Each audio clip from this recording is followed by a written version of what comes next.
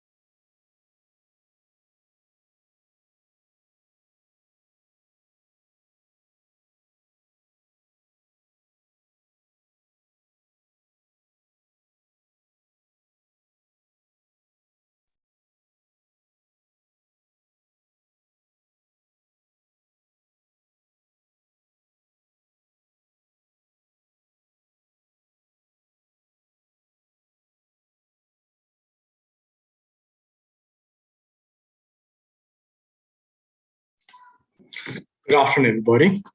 Good afternoon, sir. So, how are you all, everybody? Fine. Good afternoon, sir. Very good afternoon. I joined a little bit late, but still I'm seeing the numbers has not increased. So, are you all having your lunch and taking some nap before joining the call session? Or it's been a late lunch. Your friends will be joining late.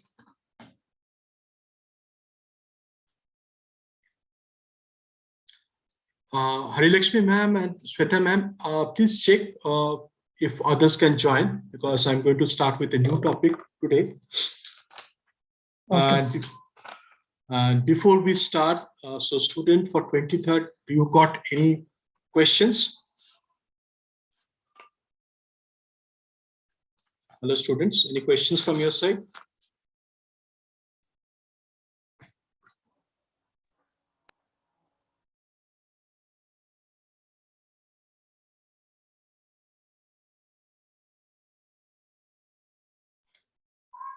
Hello students.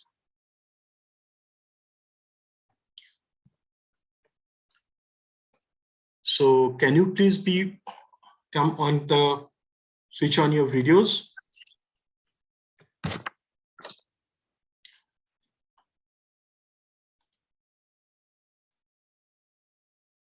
Thank you, Srishti Infotech. Others, if you can switch on your videos. I will just wait for a minute and then we will start. So it will be great if you can switch on your videos. Okay. Yeah, I can see QNX and few more. So I will start with a new area.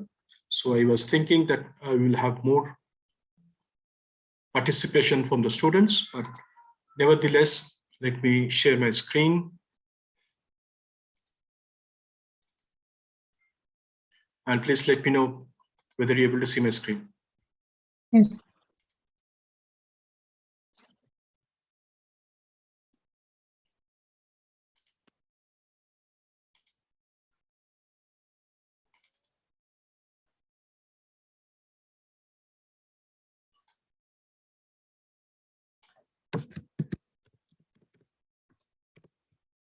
So due to some network issue, let me share it again.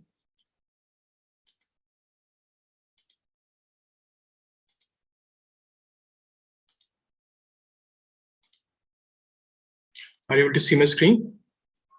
Yes, sir. Excellent. Okay, so today we are going to talk to some new topic, and this will be relevant to all of you, right? Now, you have seen in India that we have got a phenomenal year with, in fact, the GDP clocking more than $160 billion, right? In the month of March. Of course, it is the second highest. And you must be aware that currently, can you tell me what is the basically India's global GDP position in the world? India ranks at what number?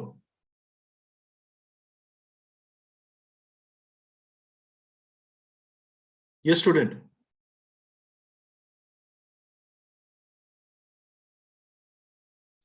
Hello, students. Any idea? No, sir. So globally, India ranked 5th in the world. So in my topics, I will just walk you through some of the areas where you need to understand what is happening around your world globally and also in India. See, whenever you go for the interviews also, the who is going to take your interviews is not only going to check about your technical knowledge. They will also want to check what is you have got knowledge around what is happening, and also are you aware of what are the opportunities that can be there, right? So based on that, you can apply your knowledge in developing those things. So next is that you need to think through what are the trends, mega trends happening around the world, and how I can adapt to this ever-changing things, right? The world is always dynamics and it is always ever-changing. The one who cannot adapt to these changes will all be fallen behind, right? Now you have seen the chat GPT that has come, the AI has come. Now, who are not willing to change themselves, right? What will happen? Slowly, they will be left behind. So one always need to adapt for the changes, right? Now, coming to today's topic, initially, there were multiple topics we will discuss, but the first topic I thought you should be aware, and the most important thing is that what is gross domestic product or GDP, right? So I wanted you to understand what is GDP, because you need to know how GDP is measured and how, as a future person, how you can contribute to this GDP, right?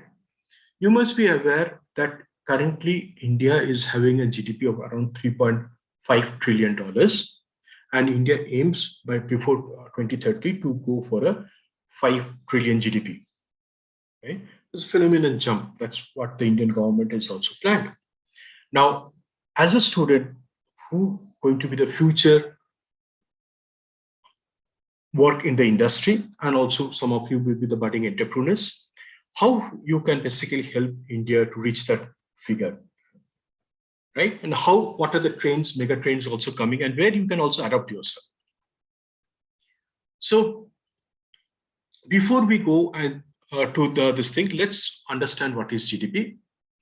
GDP is the gross domestic product, and the gross domestic product basically is the total market value of goods and services produced by a country economy during a specified period. So it's always calculated for a specified period, right? And it also measures the income earned from the production or the total amount spent on final goods and services, less imports. That means whatever the goods and services that you are producing within that particular year, that will be accounted for your GDP. Now, you need to understand that what is a GDP, right? The GDP is basically, for example, there are companies like Tata's, there are builders, Advani's, Ambani's, and there are some foreign companies like LG, Samsung, right? They create a manufacturing base in India. Now, all that is goods produced by them, the revenue earned from them in India will be taken as part of the GDP. Similarly, they are basically the services. For example, you are having a mobile phone, right? For that service operator, it can be Airtel, Vodafone, or Jio. Their revenue that can be taken as for the services. Or if you go to a hotel, you have the food, right? In the restaurant, you pay maybe 200 rupees for the food bill to the restaurant manager, and the waiter who comes and basically serve you, and you pay him 20 rupees maybe as a tip.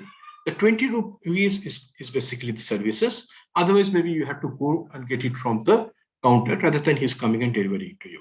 So that is the services. Whereas the food you purchase from the restaurant is basically they have used some raw material, they have used basically cooking gas or this thing to produce it, and then that is basically the final price they have offered to you, right? So that is a final product that you are consuming.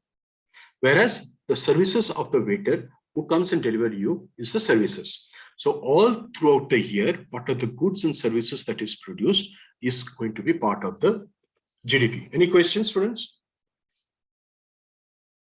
Hello, students. Any questions? Do you understand what is GDP? Yeah, no questions. Okay. Now I move on to the next.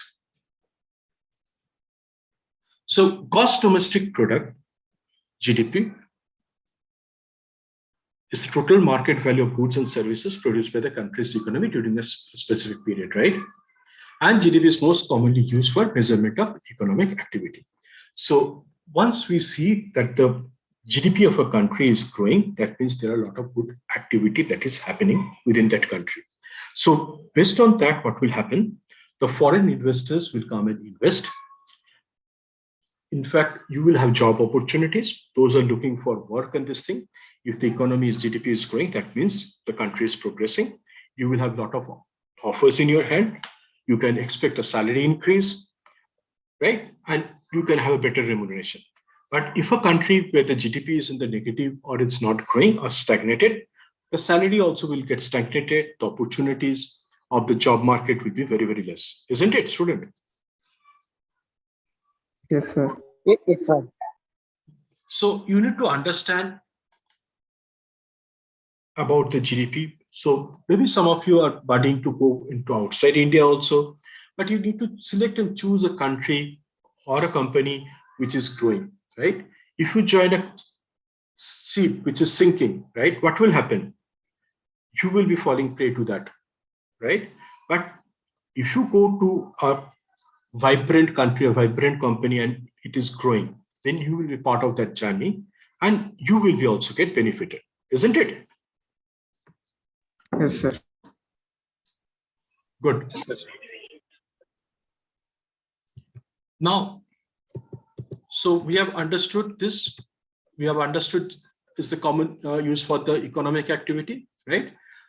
And next is that what we have understood, it is also the income earned from the production of the total amount spent on the final goods and services, less imports and plus exports, right? So if you start exporting more, then your GDP also goes up. If you start producing more, your GDP goes up.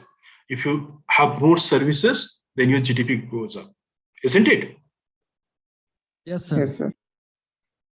Now tell me one thing, for example, Mr. Suresh, who are so many IT professionals, right? They are basically working outside India, like a USA or Europe. They're earning good amount of money. Will that be forming part of GDP of India? Indians who are going abroad and working? No, sir. Because this is not within the boundary of India, right? Now, similarly, if Air India, right, is going to different places, like it is going to, for example, to London, to New York, right, or San Francisco or Berlin, right? But the tickets that are purchased for Air India, it will be counted for GDP for India because Air India is a Indian company. Understood? Yes, sir. Similarly, the services provided by the embassies of India around the world, for example, in a country like Spain, for you have gone to Madrid, right? Your Indian passport for the passport holder need to be renewed. Now he comes to the embassy and then basically ask for the renewal. So there is a fee, and fee is collected and passport is renewed. Now that fee that is collected by the embassy there in Spain, that will be whatever the such incomes will be considered as part of the Indian GDP. Understood now? Yes, sir. Yes, sir. Good. Now I move into the next point, the highlights of GDP. Now, what is the highlights? It is basically the gross domestic product is the monetary value of all finished goods and services made within the country during a specific period, right? And GDP provides an economic snapshot of a country used to estimate the size of an economy and growth rate. So this is very, very important for you to understand. Of course, later I will show you what is the India, how the growth rate in India and around the world, so that you can know where you stand at this moment and what is the future. And GDP can be calculated by three ways. One is expenditure method, production or income, or it can be adjusted for inflation. So there is a real GDP calculation and nominal GDP, right? And population to provide the deeper insights. The real GDP takes accounts of the effects of inflation, while nominal GDP does not take. So as you know what is inflation, right, students? Hello, students. You know what Yes, is sir. inflation, right? So if you earning 100 rupees now, right, and the same 100 rupees if you earn next year, will the value of that 100 rupees remain same? Yes, student. No, sir. It may be increased. Yes, I couldn't hear you. Can you please repeat? Sir, it may be increased. There's no in the. I said amount will 100 increase. rupees. No, it's not increase. I said 100 rupees you are earning 2023 and you are Okay. earning 100 rupees. Take it example. You're earning 1 lakh rupees a month in 2023 in April, and April 2024 you're earning 1 lakh rupees. Is the value of 1 lakh remains the same? No, sir. Due to inflation, right? No, I think yes, yes. So the value of that 1 lakh in 2024 will be less than 2023 because the purchasing power of that 1 lakh will be less than 2023. Because of the increase in the prices of the foods, services, or this thing, what will happen? Your purchasing power comes down, right? So that is why the real GDP takes into account of the inflation, whereas the nominal GDP does not take care for the calculation of GDP. So these are the things you need to know when you go for negotiation of your salary, or when you want to go and think of any buying properties and other things. Those who are from finance will be knowing that how we calculate the ROI or the internal rate of return or net present value method, right? And based on that, how we determine the value, right? Whether it is wise to invest in that property or wise to invest into that investment or not, isn't it? Hello, students from finance. Does it make sense? Yes, sir. Okay. So now GDP has got some limitation, right? So, for example, GDP is the key tool to guide the policymakers, investor, and business in a strategic decision making.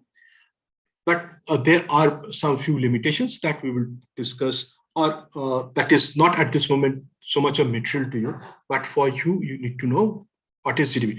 Why I'm telling you all those things? When you start working, you need to know what is happening around you, the company you are working, how the company is working, the progressing, which country you're working, how it is done, and also how you can contribute to the growth of your country or your company, right? So in short, what does it mean?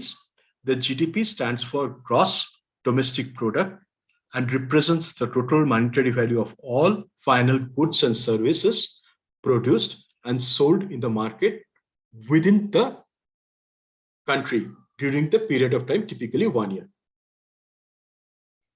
Now, tell me one thing, if there are some fishing that is happening near the between the maybe around 20 kilometers from the boundary of India, will the fishing or extraction of the oil, like Bombay High, right? You have seen the oil extraction is happening. Will the revenue of those will be considered as part of Indian GDP? Yes, sir.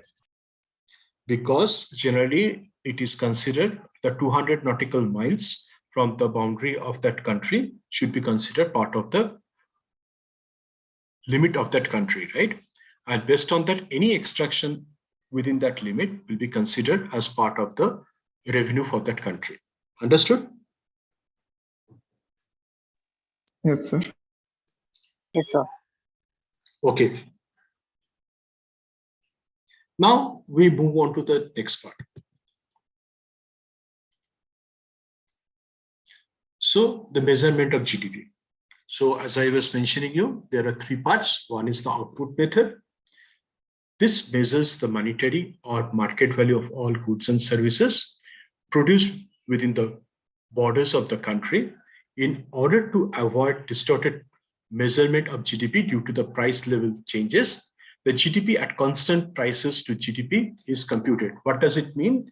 It means that based on the best price or best rate that has been done, the GDP will be calculated at the market value of the goods and services produced, right? So that it doesn't take care of the fluctuation of money that is happening.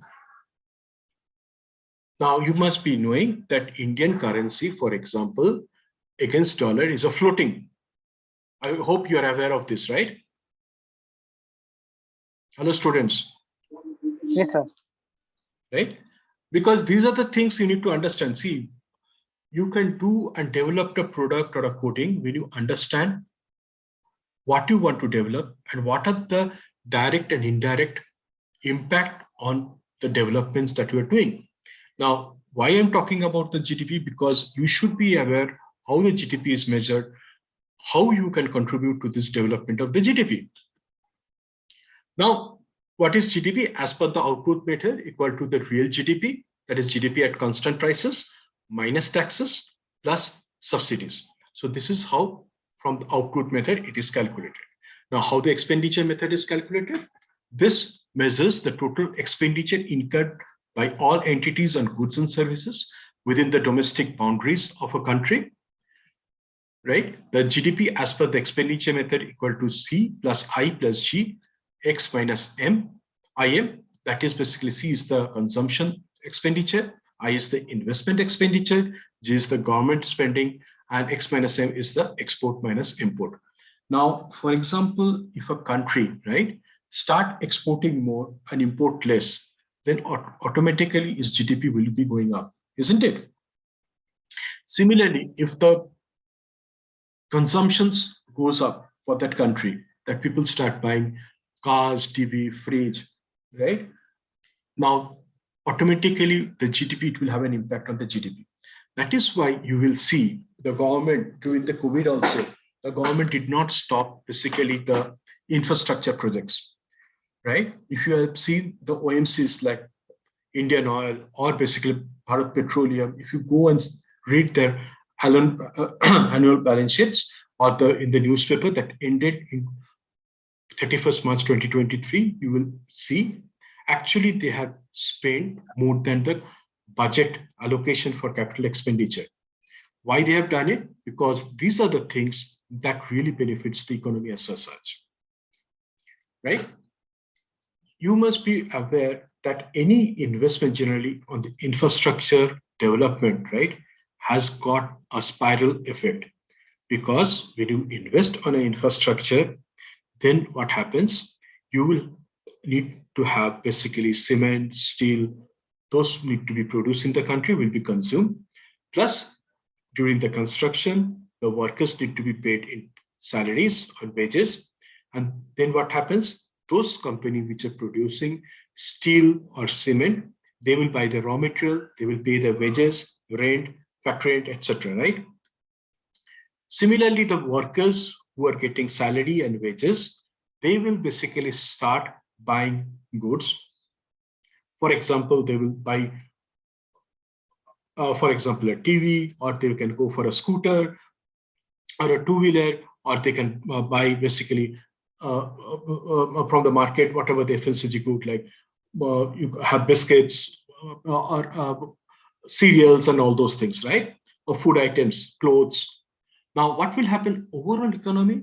Again, those industries also get flourished. So that means it will basically, if just for an example, if 1 crore is invested in any infrastructure project, generally it gives a boost to almost 10 times.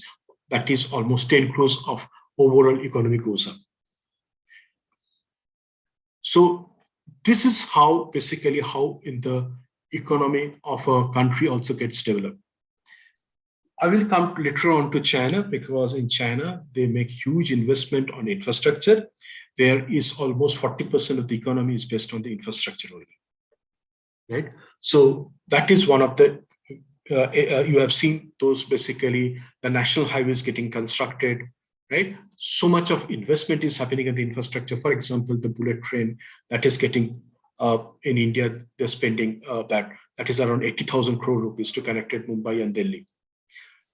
Now, India has got a very, very less rate of interest from Japan, and that will give a lot of basically economic impetus or growth into that whole area, because some of the work will be given to the Indian companies, right? And similarly, the workers or the people who are going to work on that will get salaries, and again, that will boost the economy. So as you can see, this is how whole economy goes up, right? So in fact, the consumptions, that is why the government always encourage more consumptions. And if you will find also during the income tax or whatever, government is slowly reducing all the tax benefits and asking the people to basically more on investments or more expenditures, right? So doing that, if you get more cash in your hand, then you can spend more, and with that, the economy goes up. Why I'm saying that, you will understand that Japan, what is happening, the people are getting aged. They are basically not spending that much, and that is causing a big problem to the economy. Similarly, for example, tourism is another big industry where a lot of people comes, they travel, they go to that place, buy the products, or stays there. So there is basically a good amount of economic prosperity happens to those tourist spots. Now, if people doesn't travel, different go to those places, then what will happen? The people in those areas will have less income, and the economy for that particular area will come down. Understood, student? Yes, sir. Yes, sir. Right? Next is income method. It measures the total income earned by the factors of production, that is labor and capital, within the domestic boundaries of a country, right? So as per the income method, the GDP is calculated at GDP at factor cost plus taxes minus subsidies. So these are generally the high level, how basically the GDP is calculated.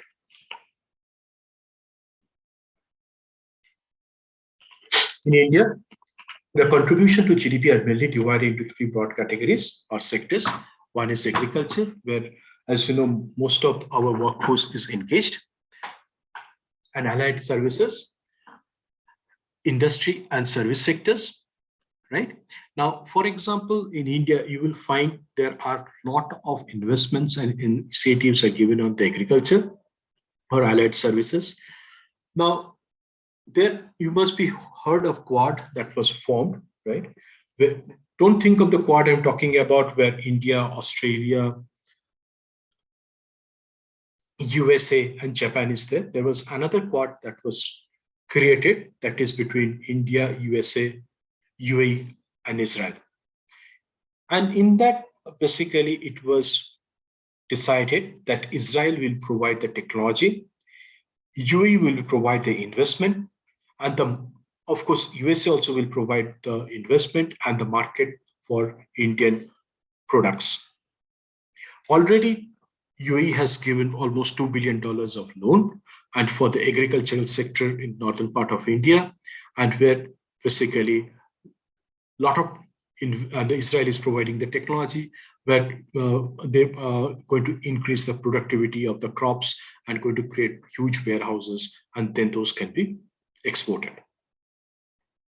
Now, in India, for example, there is also a lot of wastage of food happens, like FCI and this thing. The people who are from the agriculture will be knowing it more, that if you do not have a proper storage facility, then what happens? The crops get rotten or maybe damaged, and actually that is a loss to the whole economy. Now, if those crops can be properly utilized, can be stored properly, right? Then allied industries comes up. For example, you have got food processing industry coming up, which can be utilized, and then basically some value addition can be done, and then can be sold domestically or can be exported. The people will be in that area will earning more. Similarly, the farmers who are basically working so hard to grow the crops will get a better price. Similarly, you have seen now with the ethanol, the government is making from 10% to 20%. So any wastage or basically on the crops that can be used for the ethanol plant to create ethanol, which can be mixed with diesel or petrol. And by doing that also, we can actually reduce the import of crude oil from outside India, because still India imports around 85% of the crude oil. And you have seen in the GDP also, the import, the more we import, it is actually harmful to our GDP calculation. Isn't it, student? Yes, sir. So if you do something, right?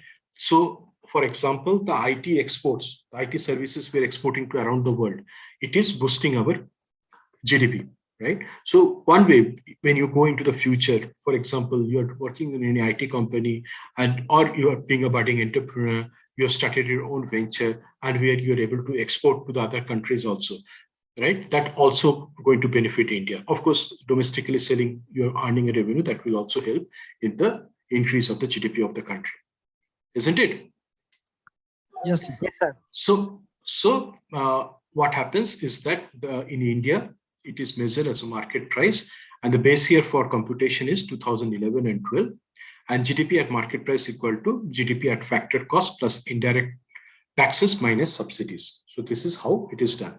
Let's go a little bit deeper into the calculation just for your understanding, because this will really help you in your understanding. When we go for it, I will take basically an ERP also to able to explain to you, but you need to understand how it works in the GDP, because how GDP works, that will also help you to have your roadmap for yourself, right?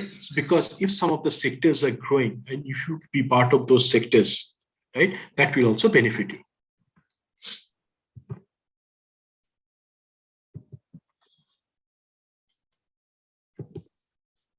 Okay, so the expenditure method of GDP calculation. The formula for calculation of GDP with expenditure approach is following. GDP equal to private consumption plus gross private investment plus government investment plus government spending plus exports minus imports. So any private consumptions that are happening, that you, me, all we are consuming, right? Any private investments, for example, you are going to buy a apartment in Bangalore, for example. So you are not going to buy it basically for the cement, steel, right? Or basically the interior, right? You're going to go for a price of the whole apartment, isn't it? Maybe the apartment cost is 50 lakhs, and on top of it, that you're going to pay basically the property tax. So the price of the investment will be your 50 lakhs will be an investment, or that will be the final price that will be calculated for the GDP.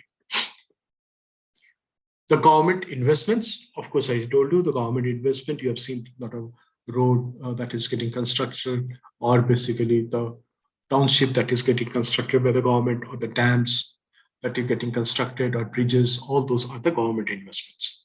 And government spending plus exports minus imports. So more we do the imports is harmful to the country, but of course, certain things we need to import and certain things we export. But more and more we become self-sufficient, and then the less imports we do, that is more important to us. So GDP is usually calculated by National Statistical Agency of the country following the international standard. So this is how the calculation of GDP is done as per the expenditure method. Any question here, student? No, sir. Okay, very good. Now let's go to the next part.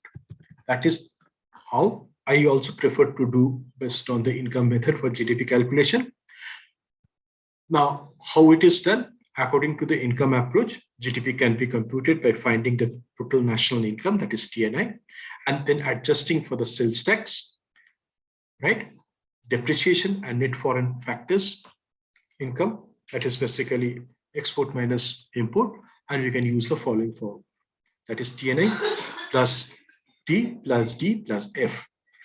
First, we have to find the total national income, that is what is the TNI. The total national income is the sum of all the income that a country resident and business have earned over a period of time.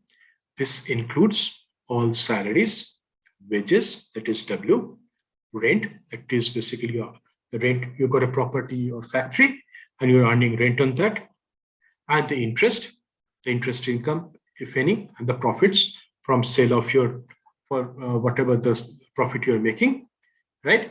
Note this component are sometimes listed separately in GDP formula. So GDP equal to W plus R plus I plus P plus T plus D plus F. However, for the sake of simplicity, we will stick to the formula mentioned above. Any question till now, student? Is it you able to understand? Yeah, got it, sir. Now let's go for an example. So let's assume a country called K-Land. Right? It's a small country of 100 inhabitants. So total, they earn 20 lakhs rupees in wages and salaries, 5 lakh rupees in rent, and 1,50,000 in interest income. In addition to that, there are 10 companies located into the K-Land, and they earn a profit of 40 lakhs. Plus, they earn an additional 5 lakhs as rent and 3,50,000 as interest. Right? So what will be the total income? So if you add all of them, that comes to 75 lakhs, right? I hope you've understood how the GDP is calculated. Yes, sir. right? Similarly, for yourself also, if you want to play an income tax, what is your total income?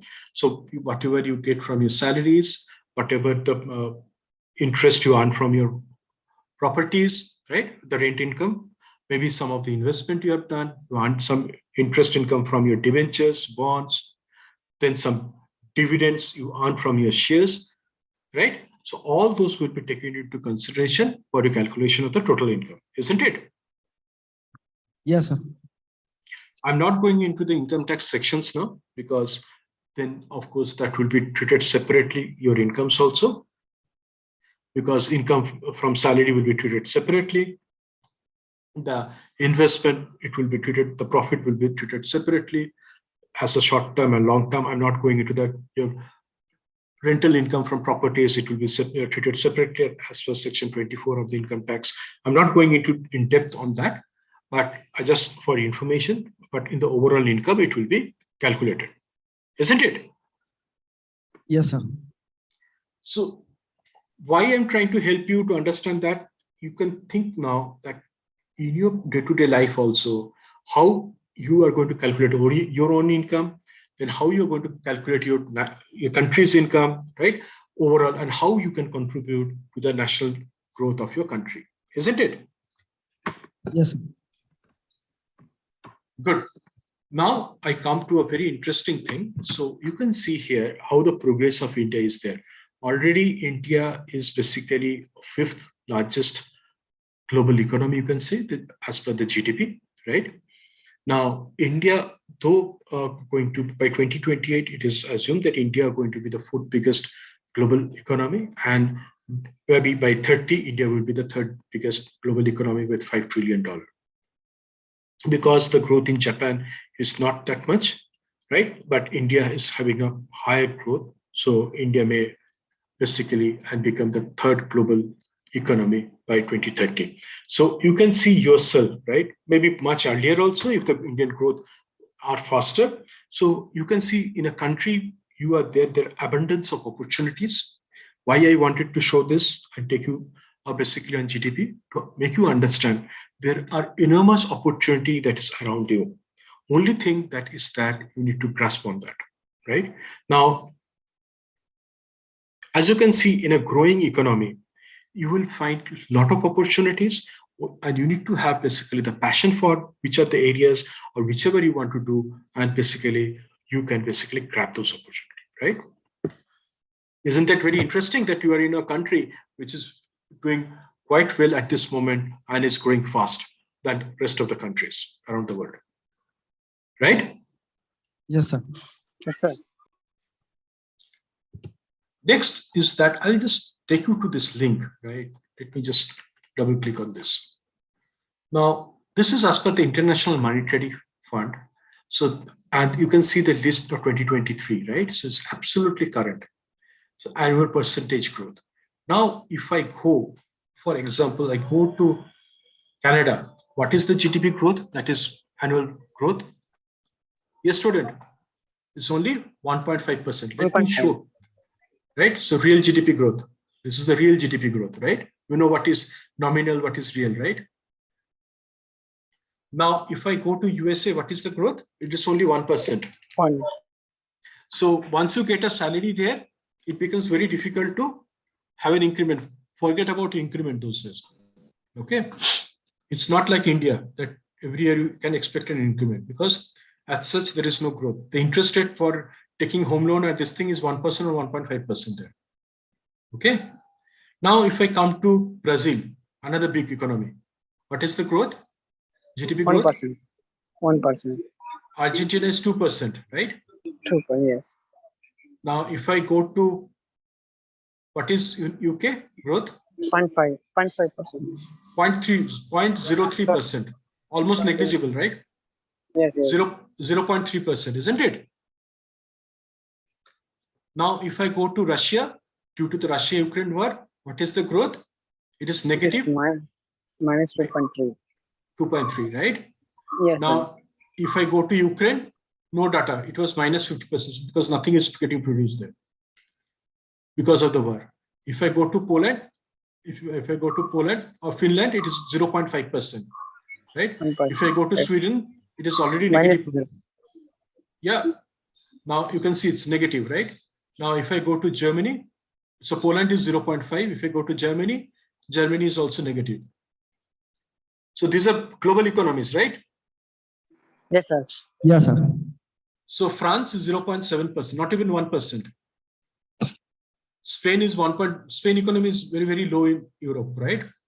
Of course, you have seen maybe who are the soccer lovers. You have seen the Barcelona Real Madrid team, right? Playing soccer. Italy is also negative. Can you see?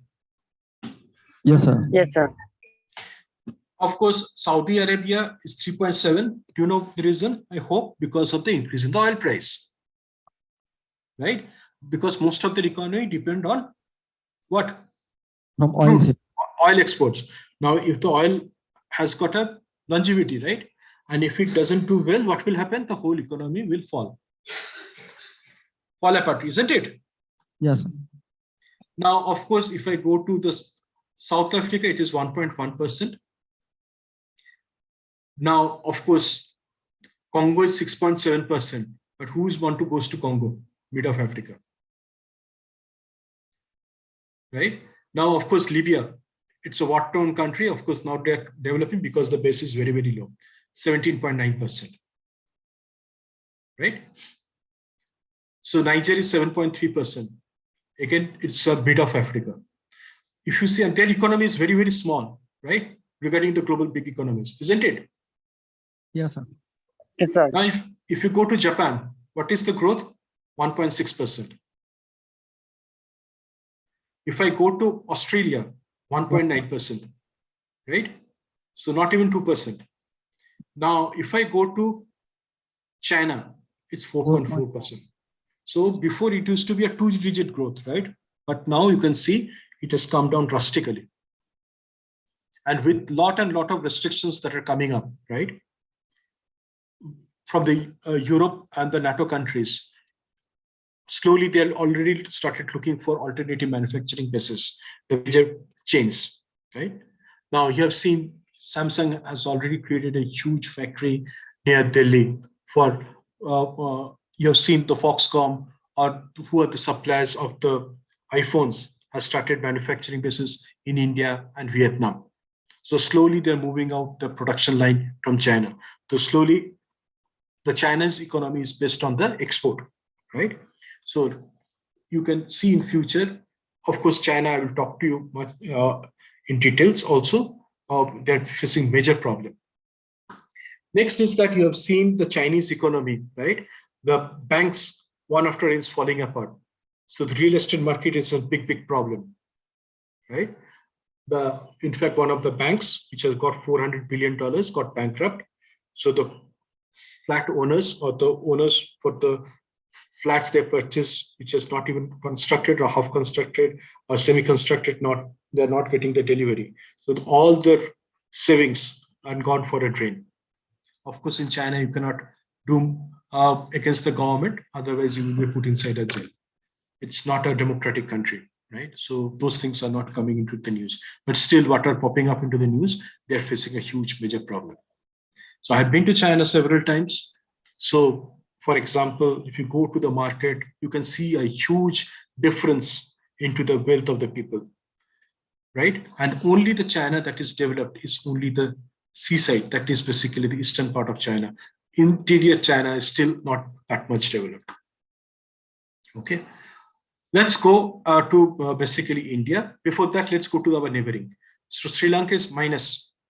Can you see? Yes, sir. Next, go to Yes, sir. Bangladesh. Bangladesh is 6%. Of course, that is growing, right? But they're facing a lot of issues at this moment. But of course, that is going. If I go to Nepal, it's 5%. Pakistan, 3.5%, but economy is very, very small. If I go to Afghanistan, no data. If I go to Iran, 2%.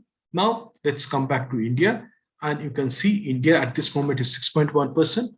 And so you can see it's much ahead of the global average, isn't it? Yes, sir. Yes, sir. Right? So of course, there also need to be more basically focus need to be given on the growth and this thing.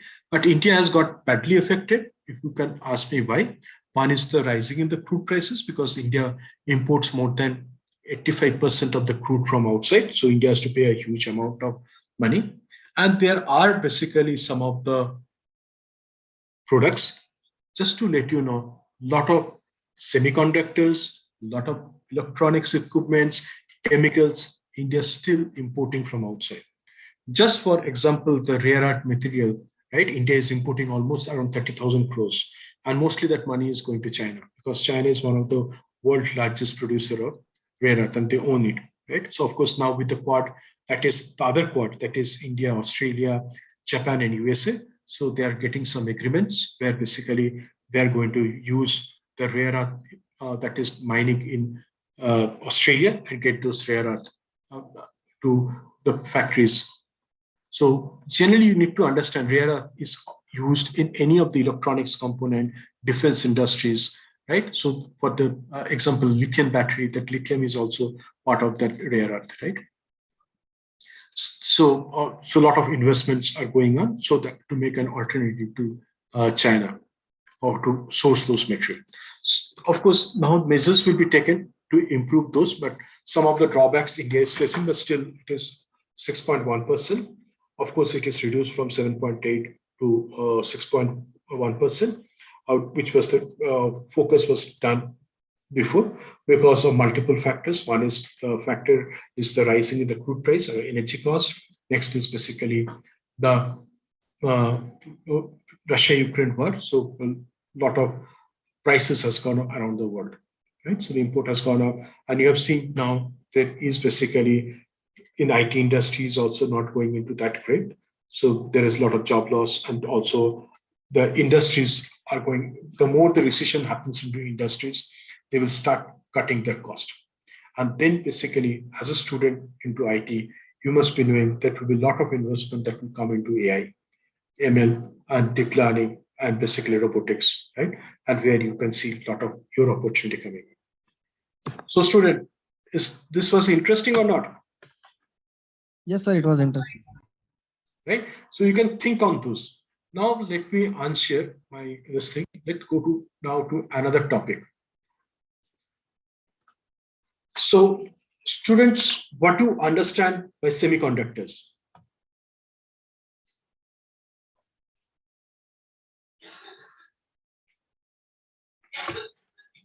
Hello, students. What do you understand semiconductors?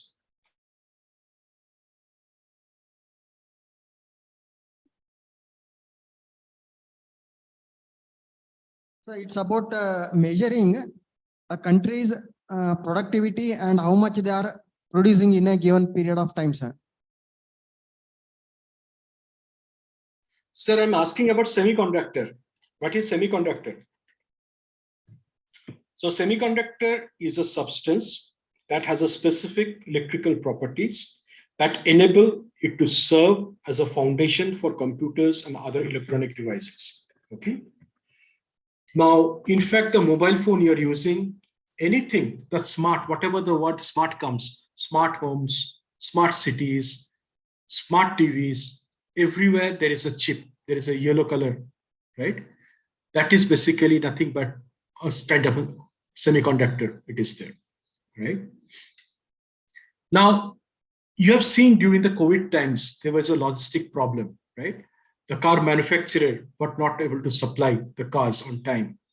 What they were saying, because the chips is not coming because of the logistic issues, and we are not able to deliver. The prices went up quite a bit. Isn't it, student? Yes, sir.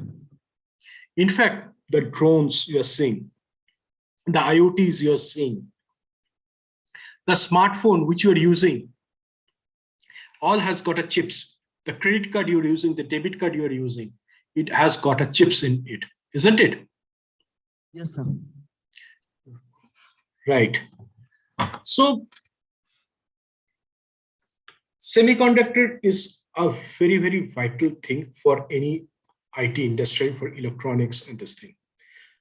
Now, let me go back to the history. Again, I wanted to go back to the history and tell you why this is important and what is the around the world, what is happening, right? So you have to need to understand the geopolitics and why, where we stand and how it is important. So I will request all of you, if you can come on the cameras, that will be great. So, right. So let me tell you what is happening. So if you know, in 1949, for example, right, when China was going through real, basically internal issues. So they used to have two parties. One is the Communist Party and another was the Republic Party. So one was Mao Zedong and another was the Jing Si Kai, who was basically heading the Republic Party. So what happened? Japan attacked China, and then those two parties in China, rather than fighting among themselves, they came together and they fought against Japan. And of course, after this, in the Second World War, during the atomic bomb which was given in Hiroshima and Nagasaki, Japan surrendered. Then, of course, again, these two parties, due to their having different thought process or this thing, again started fighting. And in that fighting, of course, Mao Zedong, who was having the Communist Party, they able to get the whole of China. And the Republic Party basically left China and went to the country called Taiwan, which is now Taiwan. And they name it as basically the Republic of China, whereas the China, which is called also the People Republic of China. And if you have heard, it is basically one China policy because they think that Taiwan or the Republic of China, before it used to be said, is only one part of China. Then basically, of course, after the Taiwan, they wanted to also say one day we will come back and conquer China. Of course, now, in fact, Chinese rulers or Chinese basically president wants to take on Taiwan and want to, you're seen into the newspaper. In fact, yesterday also 75 Chinese fighters went across the Taiwan Strait, and always they are saying that we want to attack Taiwan and it's part of Taiwan. In fact, USA, India, all the countries has accepted one China policy. That is basically China is the one. Of course, though India or USA and some other countries recognize and tells that you should recognize Taiwan as a separate entity and you should give due respect, but it is China doesn't want to have that. Why I'm telling all this story is that Taiwan basically wanted to develop, and they invested a lot on the technology development. And what they did is that they invested heavily on technology and they created basically semiconductor industry. If you know TSMC, that company called the Taiwan Semiconductor Manufacturing Company, actually manages and owns more than 60% of the semiconductors in the world, right? That is why all the countries want to save Taiwan from China. Because if China invades Taiwan and take over Taiwan, then you can understand more than 60% of the semiconductors will go to China. Right? And as I told you, whatever you use, in the microphone you're in front of you, right? That is also, if a smart microphone has got a chip, right? If it is wireless, right? And this is also a part of semiconductors. Now, if the semiconductor industry is managed by China in one country, then what will happen? Then everybody has to listen to China. If you know that India actually has given the PLI scheme of more than $10 billion, that is more than 70,000 crore rupees, where they want the industrialists to start manufacturing in India semiconductors. So already some of the business or industrialists has already started, or some of the foreign companies also plans to invest in India and start manufacturing semiconductor.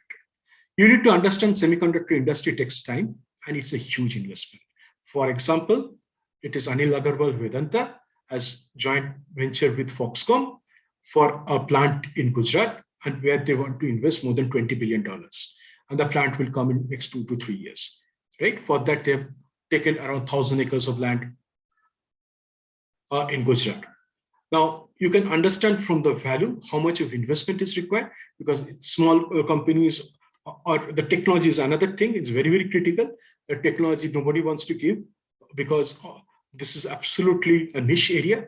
So India also says, if we have got the technology, I've got the investment, we're going to give a lot of initiatives. And that is why under the PLI scheme, around $10 billion, India is going to give it to those companies who are willing to set up the semiconductor industry in India. So as you can see, there is going to be a huge potential who want to venture out into this area also, in the semiconductor area, because you will require huge number of small companies for designing, managing. Manufacturing is one area, right? It is the whole ecosystem that need to be developed. Manufacturing is one thing, right? So generally what happens, if you see an automobile getting car manufactured, you will have almost 100 small industries around it to supply spare parts. And the whole economy for that place goes up. Similarly, once such large industry comes in, the semiconductor industry, you will find that there will be multiple small companies coming up and will be set up around it. So there will be a lot of scope for the, if you want to have passion, or if you want to learn more on semiconductors and this area, you can think through, because not only design, the coding, a lot of things need to be done, because this has to go for continuous improvements, right? So just wanted to tell you, so these are some of the niche areas, and what is changing around us, you need to think through and look into those areas, right? So big names like Tata's, they have also now with the 5G coming up, right? They will also need a lot of semiconductors and chips, right? So there will be huge potential and the market development for this, right? So it is not only basically the areas what you're thinking, there are all so much niche areas that are coming up, and you need to think through what are the things you can basically look into and think through. And if you have got a passion onto those areas, well, you can, there, as I told you, there enormous scope for all of you. Yes, student? Yes, sir. Right? So you can, that is why there is a lot of investments are going on around the world. Of course, USA is also considering a huge investment, more than, I think, $120 billion. They're also giving to have some manufacturing bases in USA. Similarly, Europe is also investing. So they want to have set up their own semiconductor industry. And you have seen during the war also that, in fact, they thought that if they can basically restrict Russia for getting these chips, then they will not able to manufacture the hardwares for the war, and they will be absolutely succumb to this problem. But of course, Russia is still able to manufacture. So from where they're getting the chips, let's not discuss, but they're getting, otherwise they will not be able to have those smart defense equipments to use those things, right? Okay, now I want to go to a different topic, and let me know, isn't this two topic very interesting? And you can think through that how basically you can work on those different areas, right? And you can think through, these are the opportunities or trends that are happening around you, and you can work on this. Just to let you know, in fact, I think yesterday I saw in the newspaper or in the news that they have found some rare earth in Andhra Pradesh. Now, as I was telling you, whatever you do in the electronics, defense industry, right? You need basically a rare earth for those, or for the EV batteries, the lithium batteries, right? So now, of course, it will take a lot of time to get and extract it. They just found it out. They do not know what is the quality of the rare earths. So, for example, India is still importing almost around 30,000 crore of rare earths from outside the world. So you can also think through what are the areas where, as a student in future, you want to basically contribute to the society, also to the nation and for yourself, right? So these are the good opportunity for you to think through also. Right. So let's go to another new topic.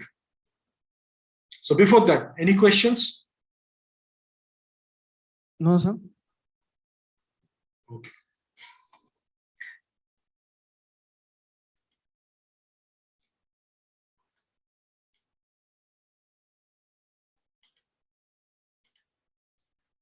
Okay, let's go to another new topic. I hope you're able to see my screen, right? Yes, students. Yes, sir. Yes, sir. Okay, now again is a big topic is the climate change. As a student in IT, right, you should be aware of this, what is the climate change and how it is affecting. And as a student also in the future, what is you can do, right, in case of climate change. Are you with me? Hello, students. Yes, students. So what do you understand by climate change? Tell me. What is happening? What is the impact of climate change? So it is the change in the pattern, the way rain happens or temperature changes in the environment. Yes, of course it is there. You have seen those people who are in Bangalore. Maybe you can ask your parents, right? So 20 years back or 25 years back in Bangalore itself, you don't require a fan, right? Now in the summers, you require an AC. So there is a huge change into the weather and climate, right? So due to the number of trees getting cut, concrete jungles coming up, number of ponds and lakes getting filled. So with this, there is a huge change into the temperature. And what is the impact? For example, if the snow started melting due to the emission of carbon dioxide, more pollution, the water level goes up. Like for example, the snow in the Arctic or Antarctic started melting, then what will happen? The sea level will go up and all those beautiful cities around the seashore, Mumbai, Chennai, Calcutta, right? Like Venice, whatever the beautiful cities are there, all will go inside the sea. Right? Yes, students. Yes, sir. Right? So, what are the things in IT or as a student, what are the things you can do and what are the scope that provide us? You need to think through. So this is another major trend that is coming up. Are you understanding what I'm saying? Yes, sir. Right. So let's go and understand. So this is the newspaper articles for you, right? Now, what is this saying? Now, this is just come a few months back. So the heat waves beyond human survival. Are you understanding what are the impacts are going to happen? Yes, sir. If the temperatures goes up more than 48 degrees centigrade, people will not be able to work, right? So you can see here, right? Delhi already touching 46 degrees centigrade, right? So thousands of people will die. Next is the depletion of ozone layers around the world. We'll see lot of acid rains, or we'll see lot of carcinogenic effect that is going to happen, right? If the direct sunlight falls into the earth. Already in Australia, we have seen that ozone layer depletion has happened. So looking into all those things, right? One need to understand, we need to work towards a better society, better environment, isn't it? Yes, sir. Are you with me? Yes, sir. And of course, IT is going to play a major role in that, right? Isn't it? Yes, sir. So I just wanted to show you some of the trends and mega trends that is happening around the world, right? So as you can see, this is related to India. Now I go to the next article, right? So India actually has pledged to the global community, right? This is what I'm going to do. Now, as the Indian government has pledged to the globally, as a citizen of India or as a global citizen, we also are liable to work on those areas, to enable those areas, right? And to enabling it, basically you require IT professionals. Okay. And this is a BBC News. You can see this. I'm just showing you some of the clips around the world and how it's going to impact you. What are the trends and mega trends also coming up? You need to see that. Okay.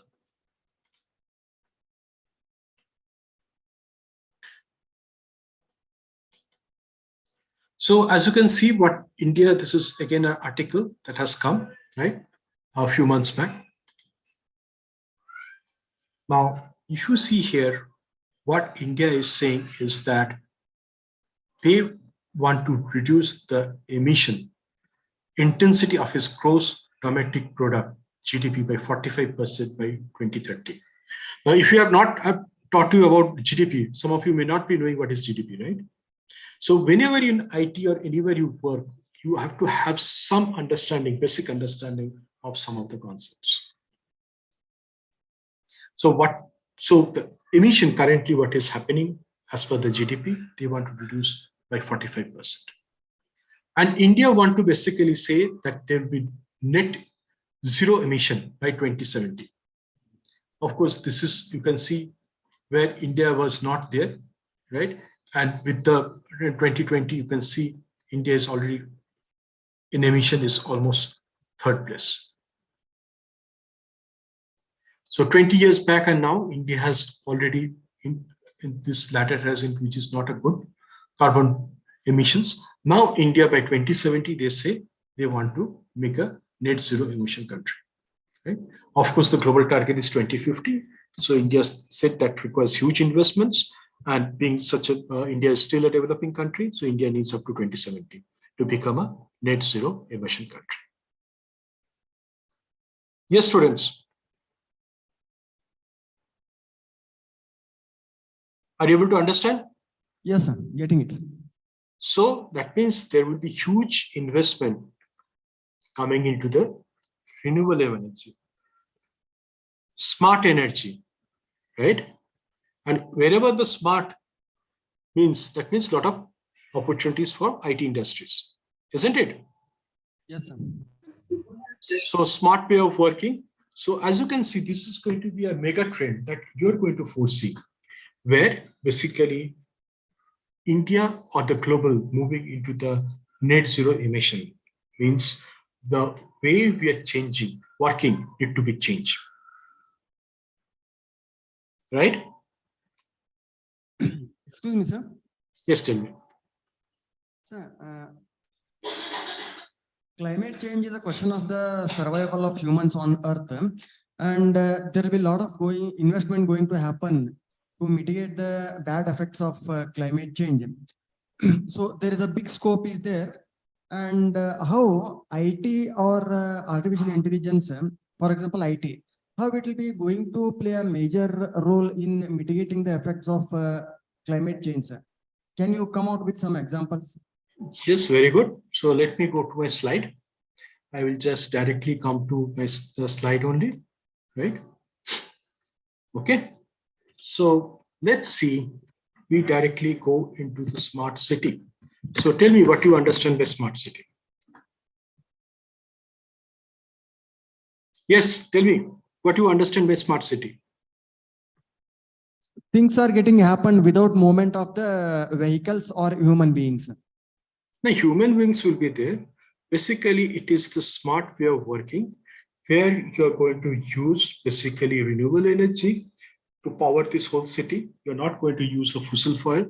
For example, you're going to use hydrogen for your energy, or you're going to use windmill, solar power, right? Or wind energy or waves energy to run this whole city. Then there are smart way you're going to have these cities, right?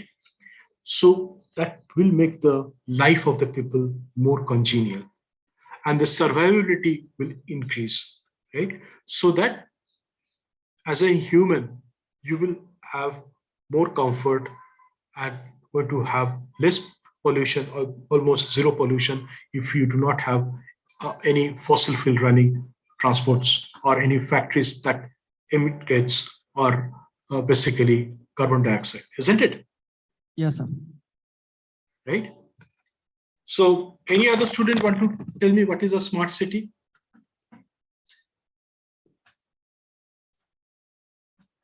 Yes, students. So what is a smart city? What do you understand?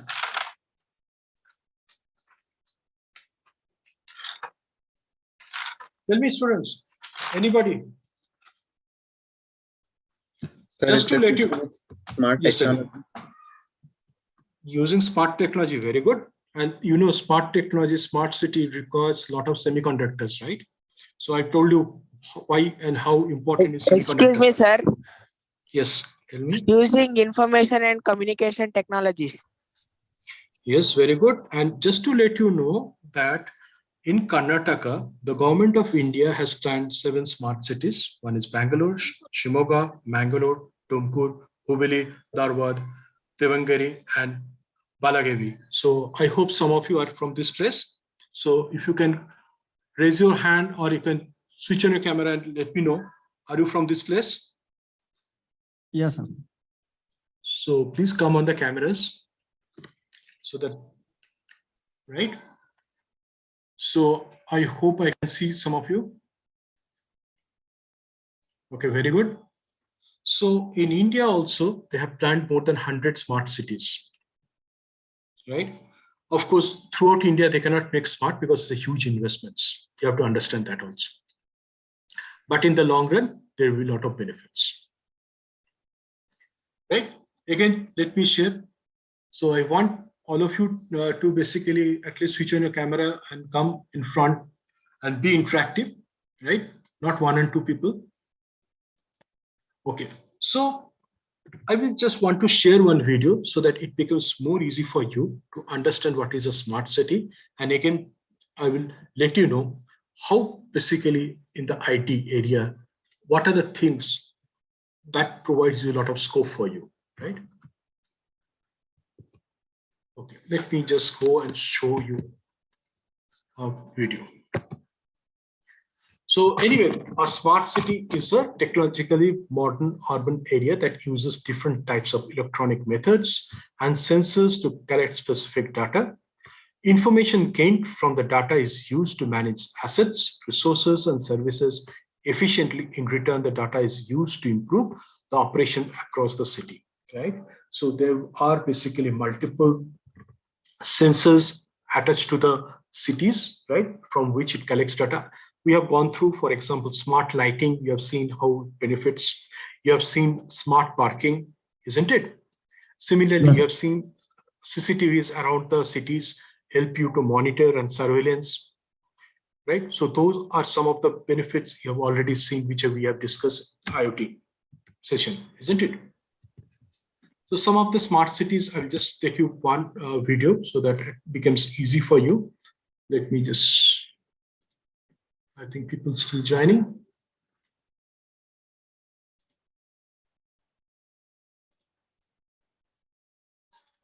Smarter by the year. Many governments around the globe are racing to infuse technology into just about every aspect of its city's operations. And I mean every part. including public transportation, IT connectivity, water and power supply, sanitation and solid waste management, efficient urban mobility, e-governance, and citizen participation. And it does this using every buzzword imaginable, from big data to the Internet of Things. So how does a smart city work?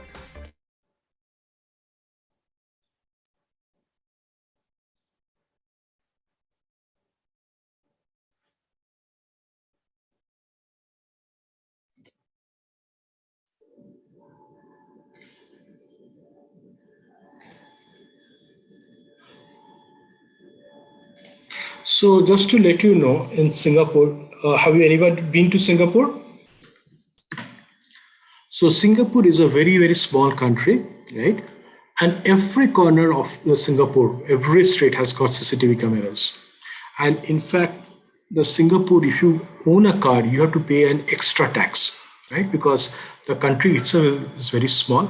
So the parking is a big problem. And in the office areas, if you come to visit in the Singapore, as you know, you have the toll gates like you're seeing nowadays, right? In India also, there are smart meters, smart cameras. It will just read basically the barcode of the car, and immediately you will get a message in your mobile that this amount of tax already charged to you. So that is how Singapore want to manage the pollution and also the number of cars in Singapore.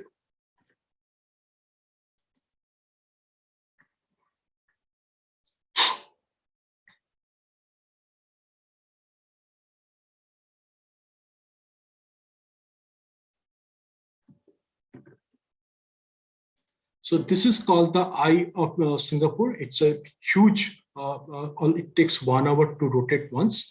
And of course, as I told you, it's basically one of the tourist spot also in Singapore.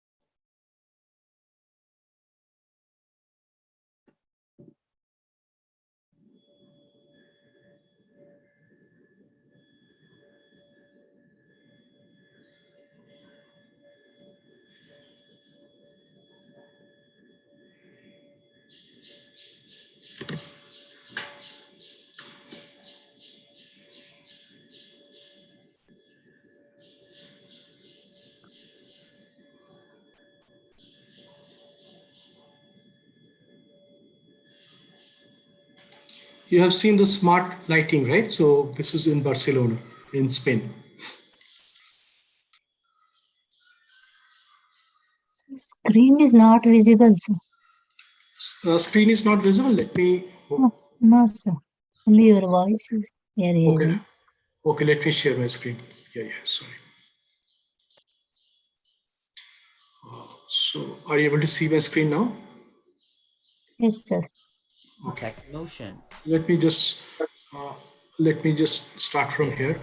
Using the government-provided app So this is in Dubai. Now, you can do things like pay a speeding ticket, which likely captured you on a public camera and then emailed you the ticket directly.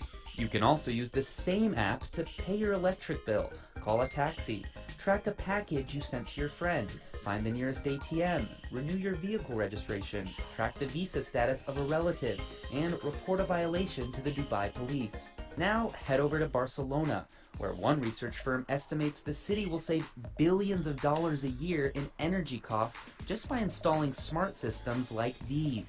Number 1, smart streetlights. Public lighting that adapts and dims when there's no activity but brightens up when sensors detect motion. So as you can see here, the smart cities will have numerous sensors, right? So IoT plays a very, very important role in smart city also. And of course, somebody was asking AI and all those things to manage with less of human, you will require a lot of AI to be built into those, right? I hope you got your answer, right? Yes, student. Yes, sir. The second, parking sensors. Instead of driving in circles looking for a spot to park, drivers can get real-time information on an app which locates free parking spots. Sensors on the street curb use lighting and metal detectors to know if a parking spot or loading area is occupied. And finally, garbage sensors, which are actually compact drop-off containers which have a vacuum network through pipes which sucks up trash below ground. The automated waste collection not only lowers noise pollution from garbage trucks, but also lowers... So you can understand that the garbage truck, if you're behind a garbage truck, right, the smell, or basically if anything falls from the garbage truck, it really creates absolutely irritation to you, isn't it? Yes, Yes, sir. student. And Yes.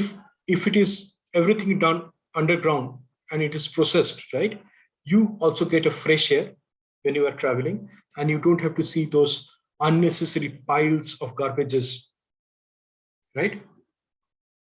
Yes, sir. So you're going to stay in a city which is much more clean. costs and keeps bad odor away. Juniper Research estimates that by 2021, cities will save nearly $19 billion by making their cities smart. But of course, to save money, sometimes you have to spend it first. The global smart city market is estimated to attract 15 billion. So that is versus in Singapore, right? But if you go to some other countries, or basically like NEOM itself, the expenditure that is happening is a phenomenon. That is happening is more than $500 billion for one city. Let me go, sorry, I think. So, right, so you can understand, so the amount of investments that is happening. For example, in India, they have planned more than 100 smart cities. And as I told you, already 9 smart cities is planned only in Karnataka itself. And in India, for example, the Dholera smart city near the Delhi-Mumbai highway, that is one of the first, which is 110 kilometers from Ahmedabad. And huge investment is happening there, where they're going to have a world-class airport, high-speed rail link, multimodal transportation system, intelligent traffic management system, smart grid, right? Sustainable water management, waste management system, smart buildings with smart lighting, smart infrastructure, and smart education system, and smart healthcare. All those things are getting built into those. And in fact, each city, there are going to be some specific things they're going to planning to do, right? So let us go to another video just to showcase to you around the world what is happening. And let me know. So this is another video you can see on this. That is what are some of the cities around the world and what is planned. Impact. Development is already underway on a number of them, so in this video we'll be taking a look at 7 incredible futuristic cities that are planned by 2050. Before we dive in, if you haven't already, subscribe to Most Extreme and ring the bell to get notified of our latest videos. So this Next is city, China. Tencent is China's answer to Google, having dominated the country's online space for years. Just like its American counterpart, it has generated a huge fortune that is now being reinvested into developing technologies.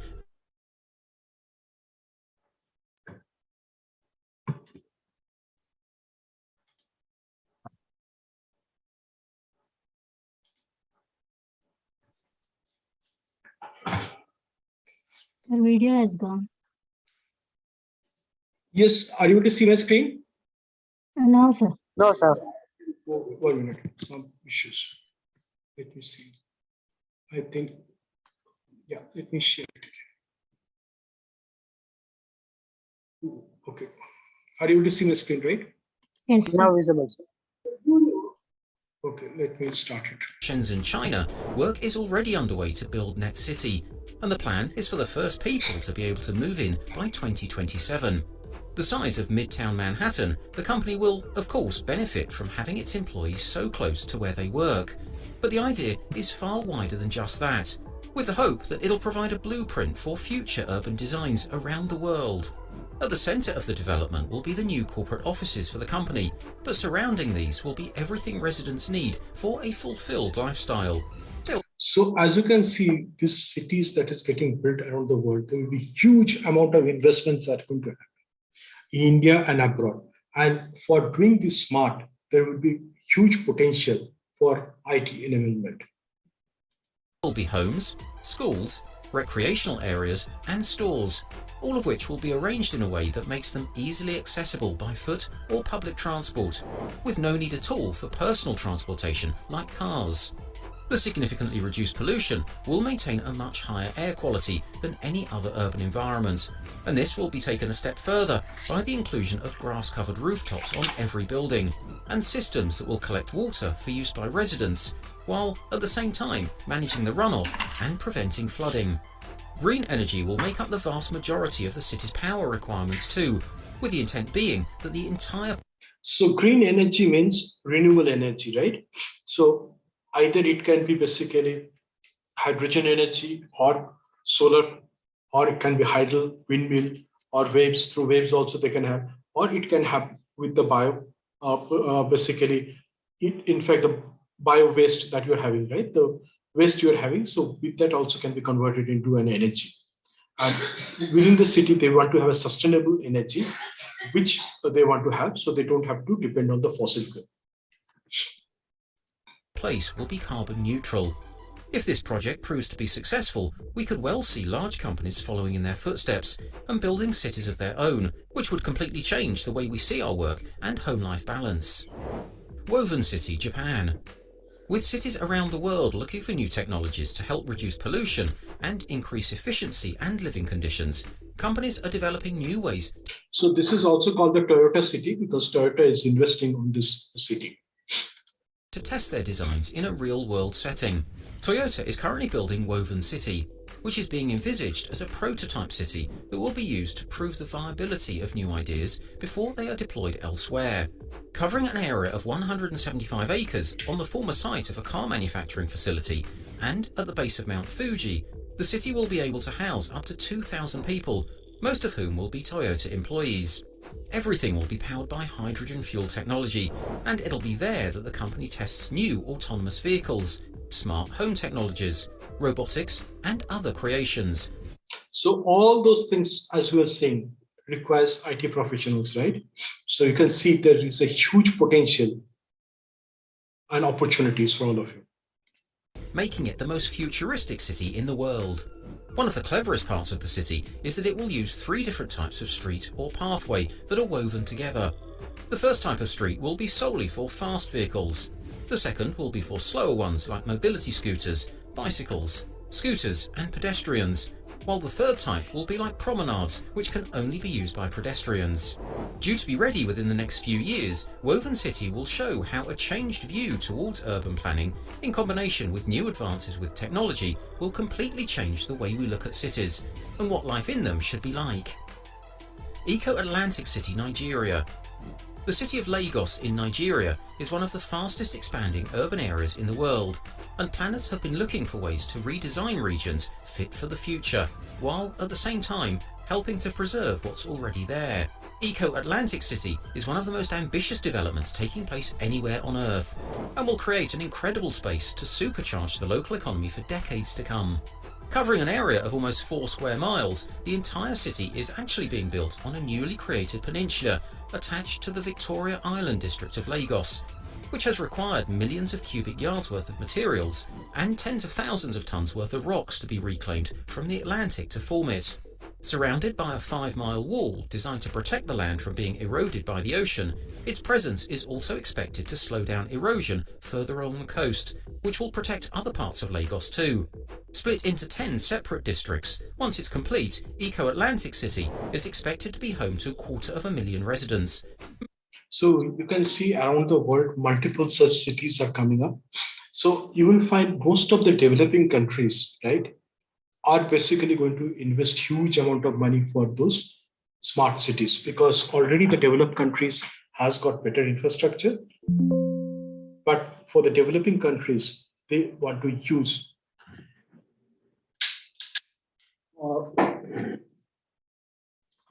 technologies to enable them for the faster growth and make the life of the people more congenial. Most of whom will commute into Lagos each day for work. All structures will be built with environmental standards in mind, with the plan being that the power usage will be provided by green sources on the peninsula itself, and there are hopes that it will also become a tourist destination in its own right. Akon City, Senegal. It takes a visionary to get... So I hope some of you have seen the Black Panther movie. Hello, students. Have you seen the Black Panther movie? Okay. No, sir. No, sir. Yeah, so yes, sir. Okay, so in fact, this city is based on some of the thoughts there. An ambitious project off the ground. And in the case of Akon City in Senegal, the man behind the plan is none other than Akon, the internationally renowned recording artist and entrepreneur. According to the man himself, the idea for the city was inspired by the Black Panther movie, and this is his attempt to create a real-life Wakanda.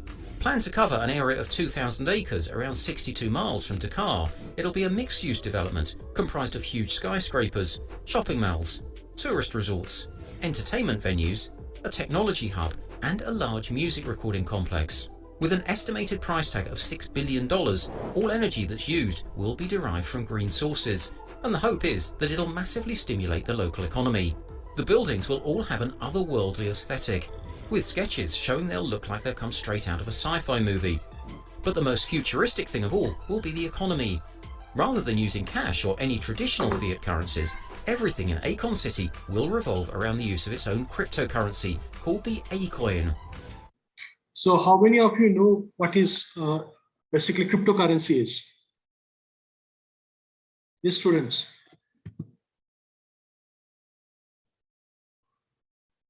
Hello, students. How many of you know what is cryptocurrency?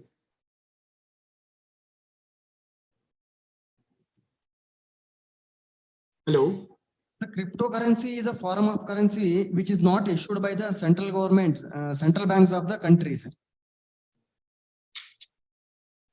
So basically, it is based on the concept of blockchain, right?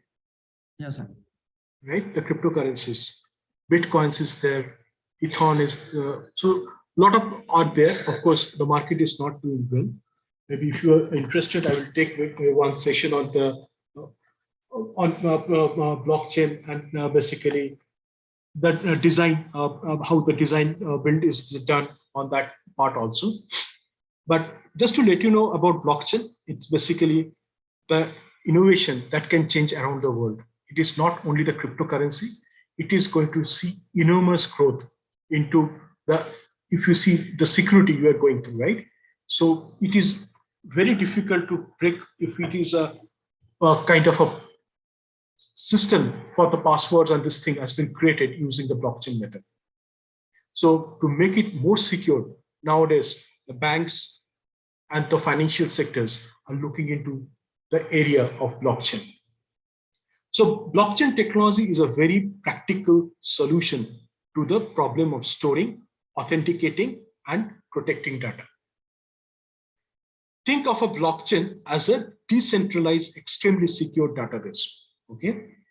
Or to get slightly more technical, it is a distributed peer-to-peer ledger of records. While nothing is ever totally hack-proof, blockchain represents a huge leap forward compared to our current data security technology, as unlike to a centralized database, there is no single point of failure. So you will find the storing of data using the blockchain technology will be more and more coming, right? The records in a blockchain are called blocks, and every block is connected to the previous block. Hence, the block and chain are called, right? The whole chain is a self-managed, which means there is no one person or organization in charge of the entire chain.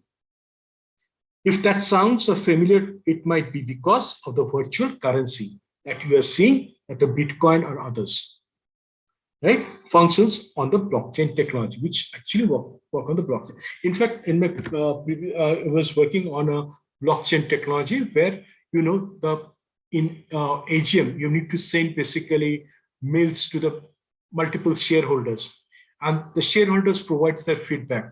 We do not want to have anybody view what is their feedback or the voting pattern. So we had created a blockchain using a technology where basically their feedback and also the voting will be kept absolutely secret, so nobody able to break that. So also we have seen the blockchain technology has been used where if you have got information of a person already in one bank account, then if another same person want to open another bank account using this encrypted information, that within very short time, the person can open a bank account with the basically very minimum information provided to the bank, because that will derive all the information from the other bank or the central storehouse where it has been all encrypted using the blockchain methodology.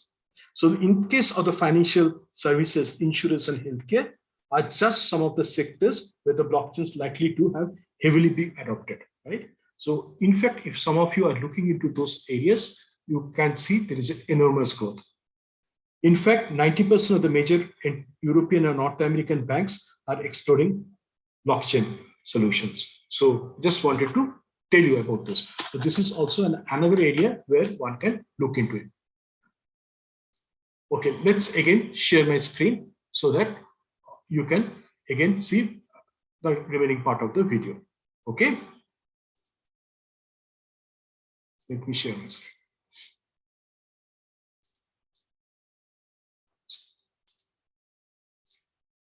So let me know if some of you are interested in the blockchain or not. Yes, sir, interested. United Arab Emirates. With the world trying to move on to alternatives to fossil fuels, countries like the United Arab Emirates are using their vast wealth that has been derived from oil to invest in strategies to keep their economies just as vibrant in the future. And one of the ways they're doing this is the development of new futuristic cities like Masdar. Construction is already underway on a 2.3 square mile site around 11 miles to the southeast of Abu Dhabi, and despite a number of delays, it's hoped that it'll be complete by 2030. At an approximate cost of $22 billion, the idea is that it'll be fully powered by renewable energy, will employ novel water collection and recycling techniques, and will become a hub for companies working in green industries. It's already home to the headquarters of the International Renewable Energy Agency, and has also attracted scientific and technology institutes to set up there too. Eventually, it's expected to be home to up to 50,000 people, with a further 60,000 commuting to the city each day to support the 1,500 businesses that will be based there, all of whom will use the public mass transit system instead of personal vehicles. Starbase, Texas. Cities of the past were built around sources of natural resources, such as rivers or important structures, like churches, and it's likely that the cities of the future will follow this principle too, although around more modern structures. Starbase in Texas will become one of the... So this is actually, whole thing is getting invested by Elon Musk, right? So this is in USA, in Texas. So Texas is basically, you can see the desert area of USA. It's basically on the southern part of USA. And you can see the mid of southern part of mid of USA bordering Mexico. It's near the Mexico border. The best connected places in our solar system, because at the centre will be the main launch facility being operated by SpaceX.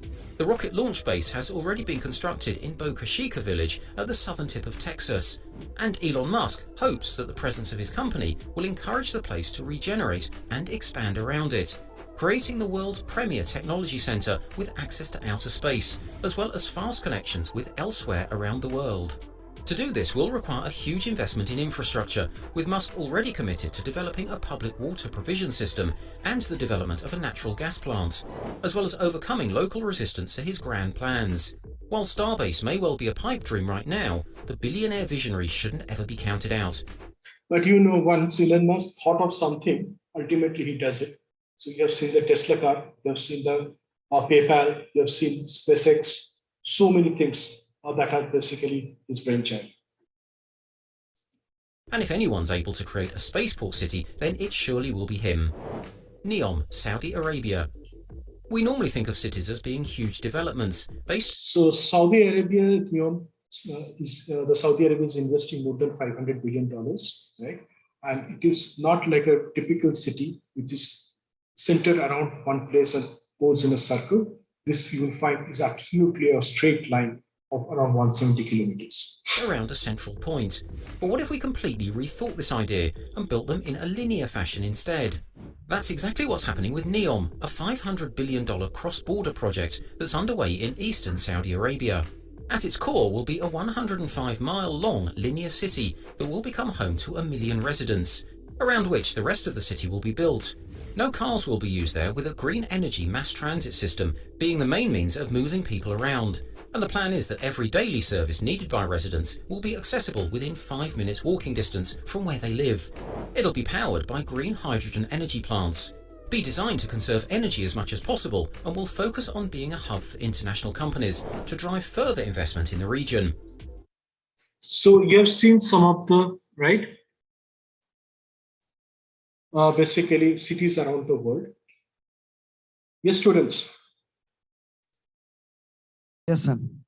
Yes, sir. So, yeah, so you've seen there's a huge investment going around the world, right? And latest technologies are getting adopted. So you know what is the importance of semiconductors, because anything attached to the word smart because of semiconductor.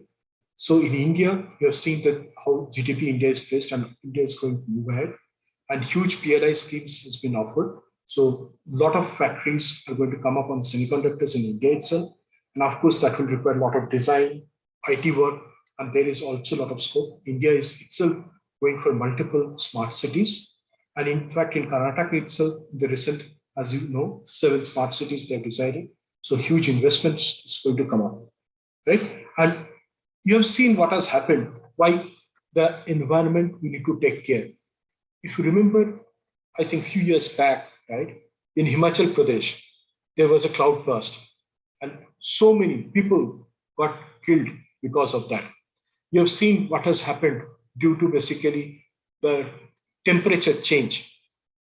Huge amount of rain you have seen in Chennai, or you have seen in Bangalore, the temperature that has got changed from where we don't require a fan to a AC we are requiring in the summers. Right? The temperature is increasing, right? And throughout India, and if it increases to a level on the higher side, so many people will basically get affected with diseases, will be affected with basically heat stroke, and will be detrimental to human health. So there will be a lot of investments that are going to be happening in that area also.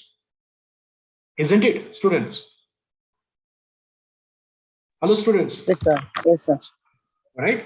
So, in fact, since we are talking around the world, right, there are a lot of things in India also is happening, isn't it?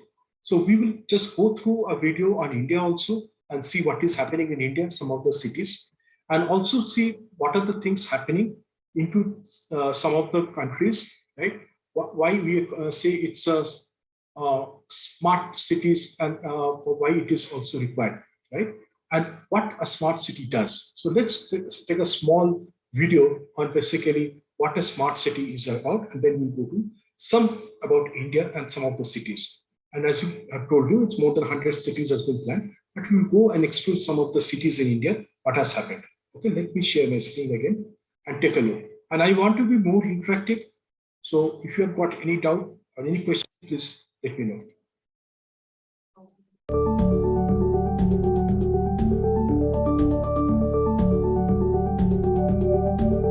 With thousands of camera and other live information sources available, finding and tracking relevant information in any cities through AI system.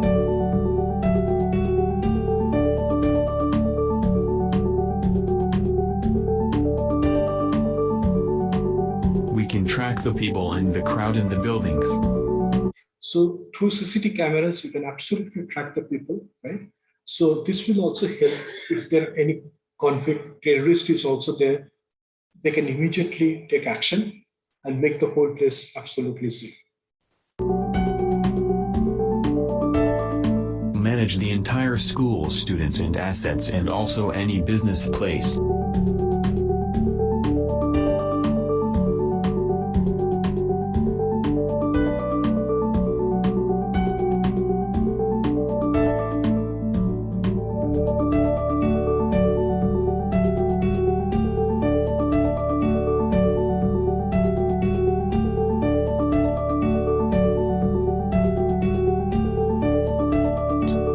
also control the building through data such as switch off the lights, air conditioner, etc.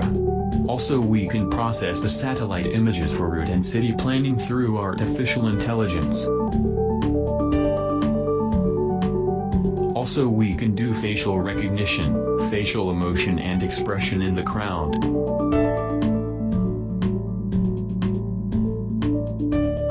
So you can see using this in the airport or this thing, they can immediately identify whether the person has got basically applied visa or basically which area he's need to travel. So before he comes to the desk, they can already prepare basically information from them. So any bit second saved is also very, very useful.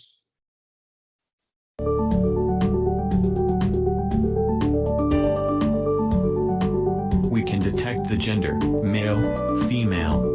We are able to cover the human body detection. They don't have it and we can do it with specific actions such as running, walking, trying to kill, etc. Can do the object detection such as car, traffic lights, etc. We can track the location who enters into the restricted areas.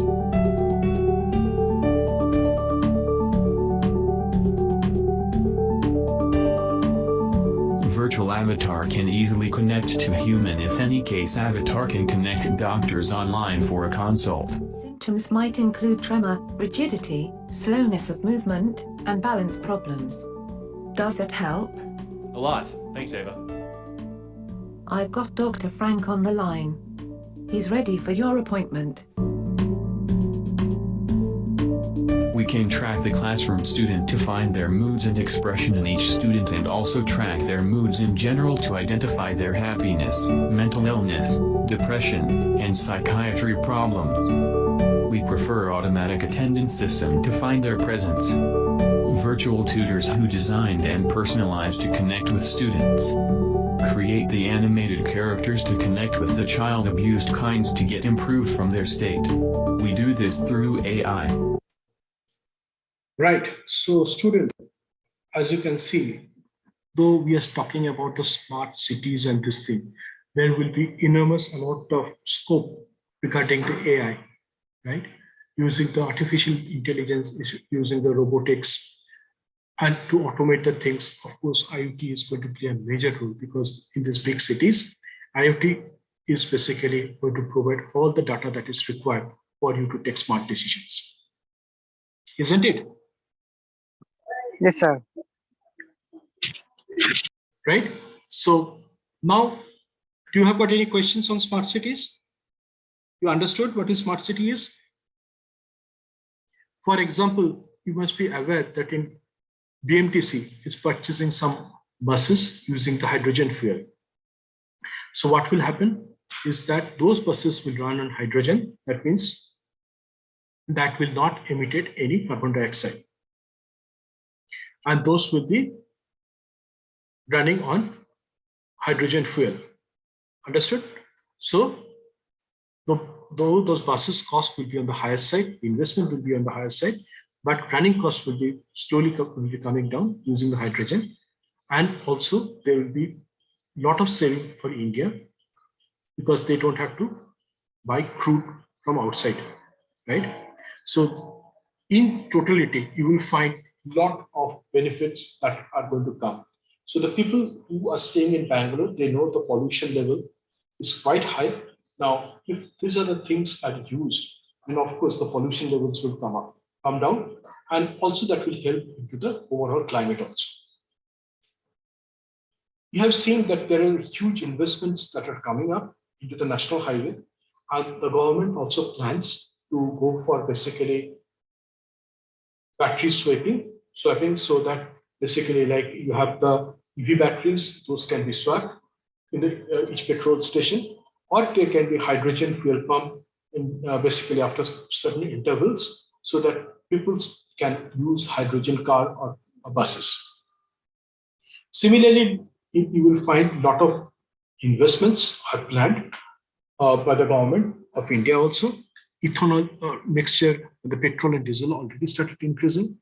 And with all those things, right, you will find slowly we are going to reduce our dependency on the crude oil.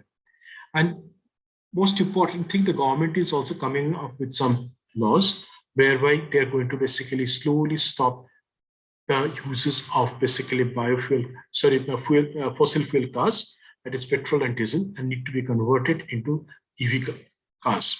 That already happened in Finland. For example, they use all biofuel, so no fossil fuel is allowed there. So whatever the fuel they have to use, either EV or biofuel. So using that, what is the change in the technology, and also you will find that the pollution level also coming down, and that is basically helping the climate change that we are working on, right? And all for this, you need to have the technology element, and that is where we require a lot of IT students to come up and start working on this, isn't it? Yes, sir. Okay, so let me show you basically some of the. Okay, so smart cities in India and what is happening, because India is also investing a lot of money. I talked about the Dholera, but there are other smart cities that are there. So please let me know once you're able to see my screen.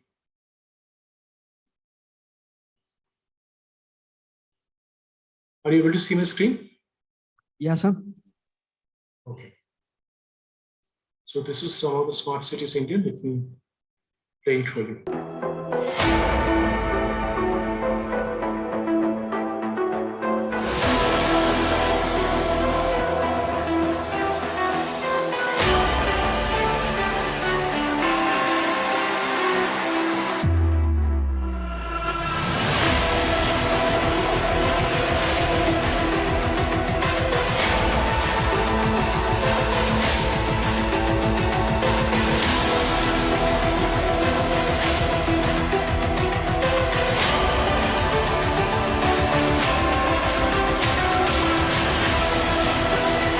So Pune, you have seen, Nagpur is again in Maharashtra, right?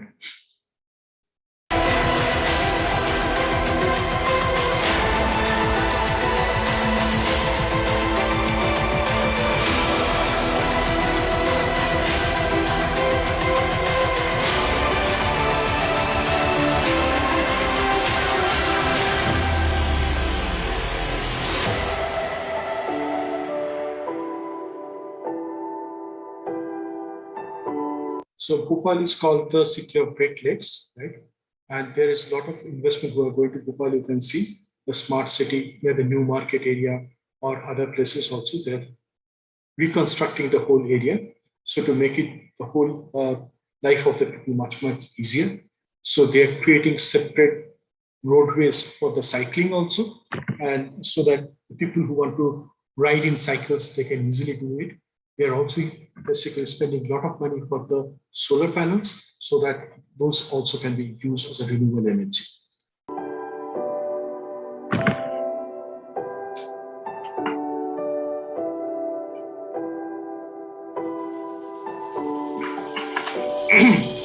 As I told you, if you go to Bhopal, almost main corners, you will find a lot of these bikes available or cycles available. That is basically, you can rent them, take the cycles or a bike, and then basically you can drop those, and it will be all basically using the GPS. It will be tracked, and you need to have a basically using the mobile apps. You need to after once you pay the amount, for the time you are taking a rent, it will get activated.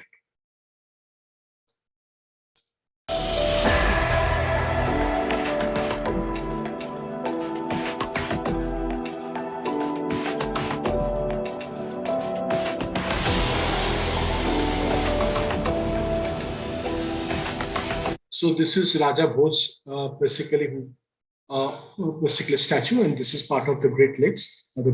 This is the larger lake in Bhopal.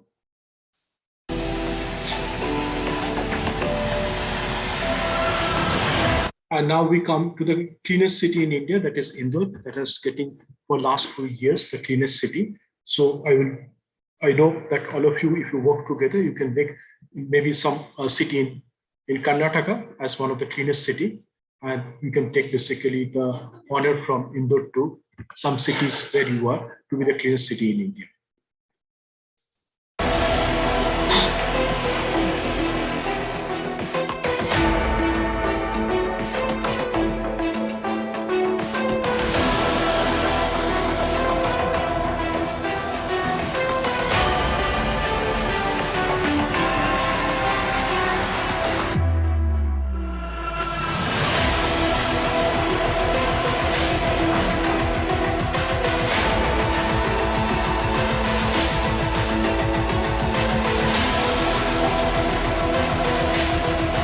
So Indore has got very good waste management system, absolutely with the latest technologies, which is enabling the city to be very, very clean.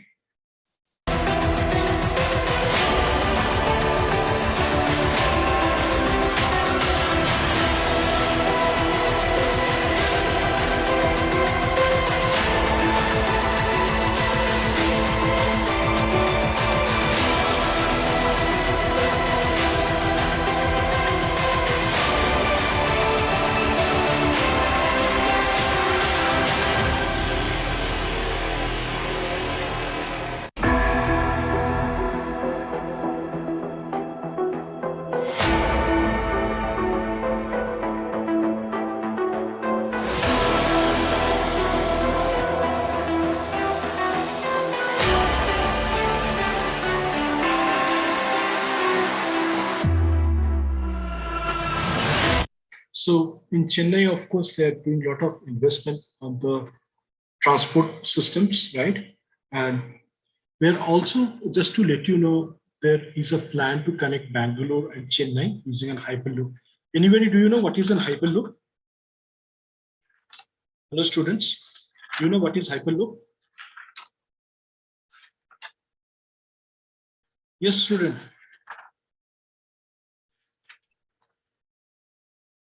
Hello, students. You know what is hyperloop? No, sir. Okay. So it's basically like a capsule, right? So you will be basically sitting in that capsule from particular place in Bangalore. You will be going to a particular place in Chennai, right? And within maybe half an hour, you will be in Chennai, from Bangalore to Chennai, right? So it is basically how it is done. It is constructed over the ground, right? And you know what is magnet, right? Magnet, for example, if you have got a North Pole and a South Pole, it attracts each other. If you have got a North Pole to North Pole, what happens? It's repel. Similarly, if you've got a South Pole to South Pole, what it does? It's repel, isn't it? So how they are going to do is basically using the technology of friction and air drag, this technology is built. So there will be basically, they're going to create a huge kind of a pipeline, right? And where they're going to put these capsules, and using basically they're going to almost vacuum this huge pipe, right?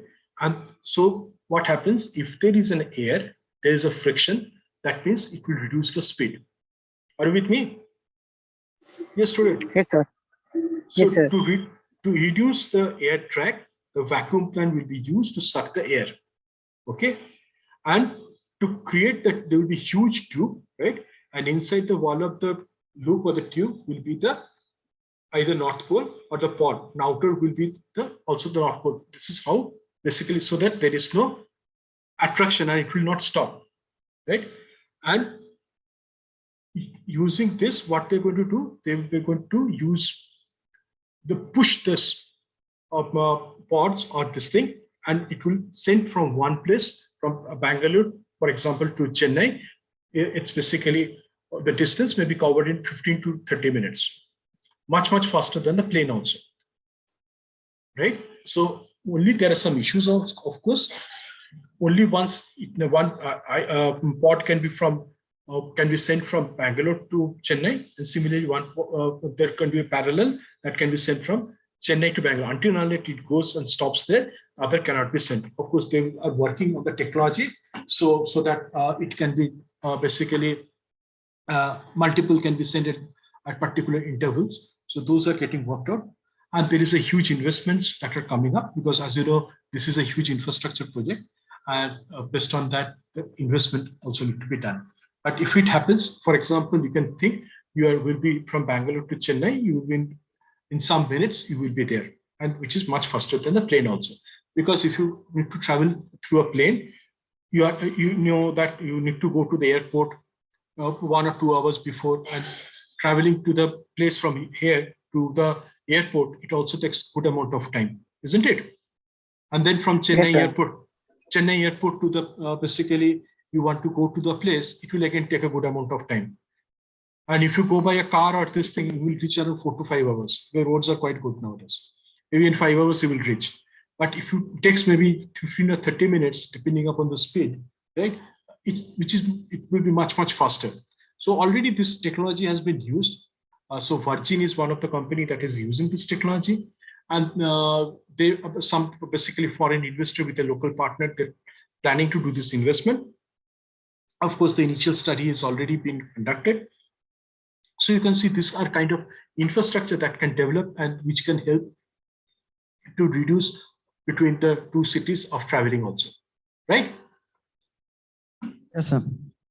So as you can see with this latest things that are coming up, the technology, right? So all those things will help basically reducing the commuting time and help the people. Maybe the person who wants to stay in Chennai want to come and work in Bangalore. If you can come and work in Bangalore within 30 minutes, then you don't need to have a house or take a rent in Bangalore, right? You can stay from your hometown in Chennai or someplace, whatever it is. Maybe from Mysore to Bangalore, it may take only 10 minutes, right? Then you don't need to travel all the way through car or take a house in Bangalore. You can stay in Mysore and you can just come and work and you can go. Isn't it great? Yes, sir. Yes, sir. Right. So these are some of the technologies also coming up. I just wanted to let you know.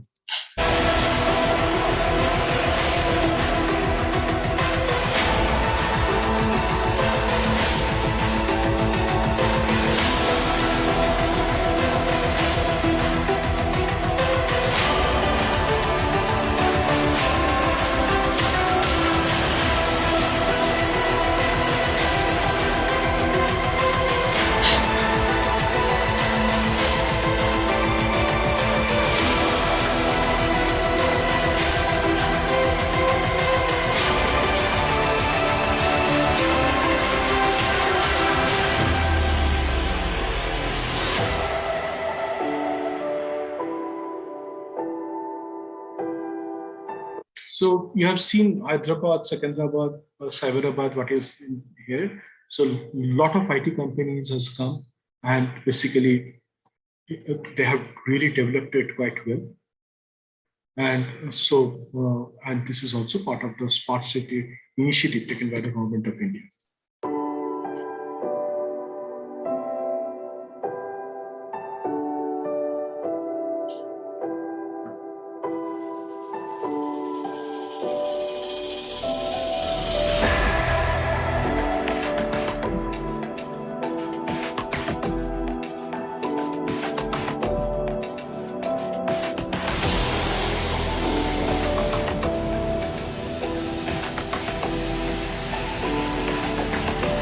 So Coimbatore is in Tamil Nadu. It's not far off from, in fact, Bangalore, right, from Karnataka. So you have got a lot of automobile ancillary companies like Precor and other situated there. In fact, some of the IT companies are also situated in Coimbatore.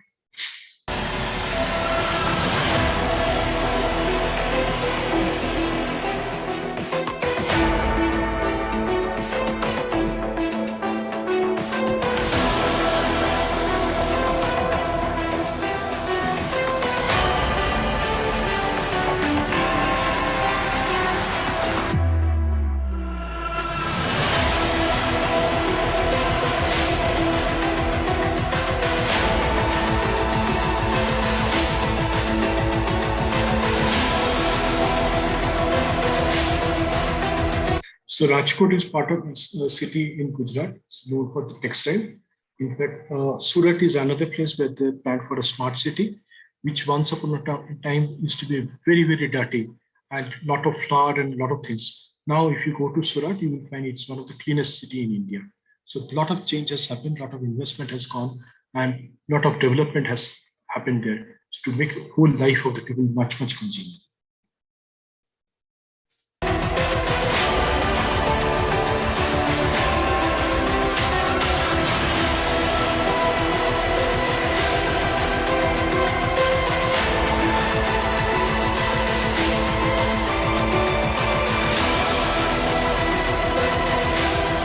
So they've used smart metering, the way the water getting sent to all the houses. So a lot of development has happened.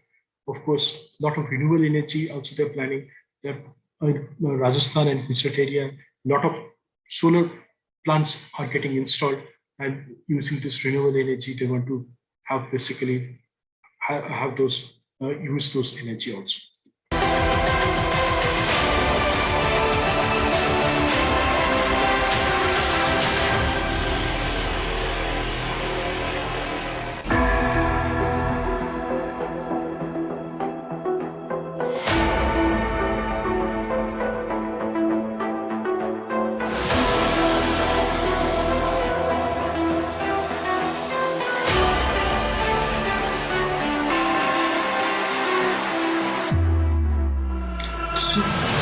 So this is Golden Temple. This is the Golden Temple, the famous Golden Temple in Amritsar.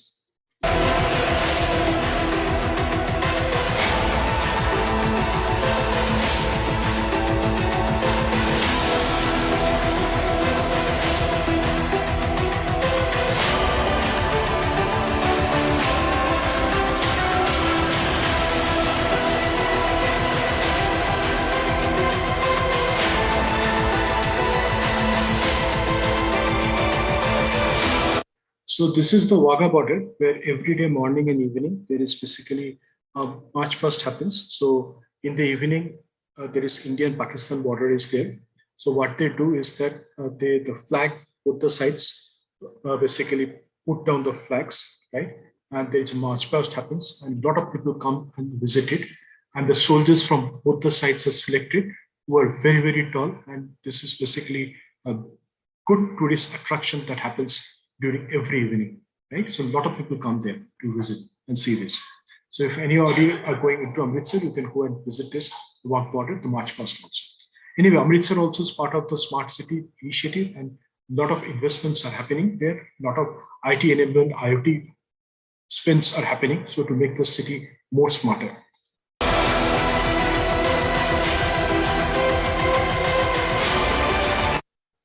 So the last but not the least in this list is basically Ahmedabad. So this is this thing, of course. So let me stop this at this moment, because in India you have seen the number of basically cities. This is not the list, small number of lists. Multiple such cities are coming up, and where you can see there is a huge potential for all of you to work and basically get into the niche area of the technologies, right? So before we end the session, any questions from you? Maybe we will take one video that is happening in one of the cities in Japan to showcase that around the world there are multiple technology-enabled cities are coming up. And just to let you know, one city, that is the city in Neom, Saudi Arabia, is 500 billion. Right? So some trillions dollars of investment is happening. I hope you know what $1 trillion means. So looking at it, by 2050, it is said around $10 trillion of investment will be happening in the smart cities. So you can understand how much amount of investment that is going to happen there, and where basically a lot of technology will be used, and where you have got a lot of potential, right? So let's see one video before we close. And if you have got any questions, please let me know. So let's share my screen, and I'll just show you one more video. So this is a city in Japan.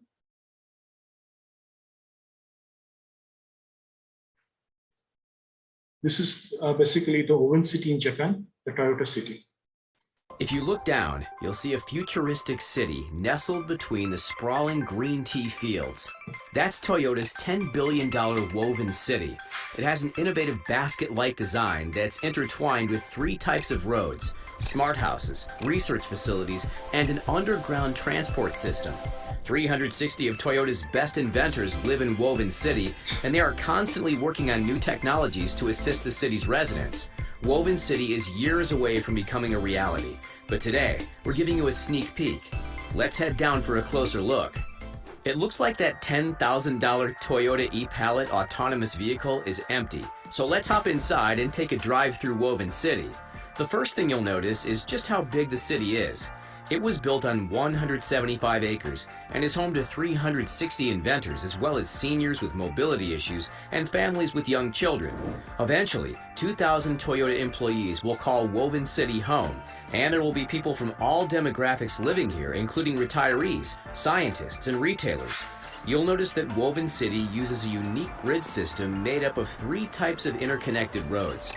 We're on a road built specifically for autonomous vehicles. But over there, you'll notice a road made for pedestrians as well as people on bikes or scooters.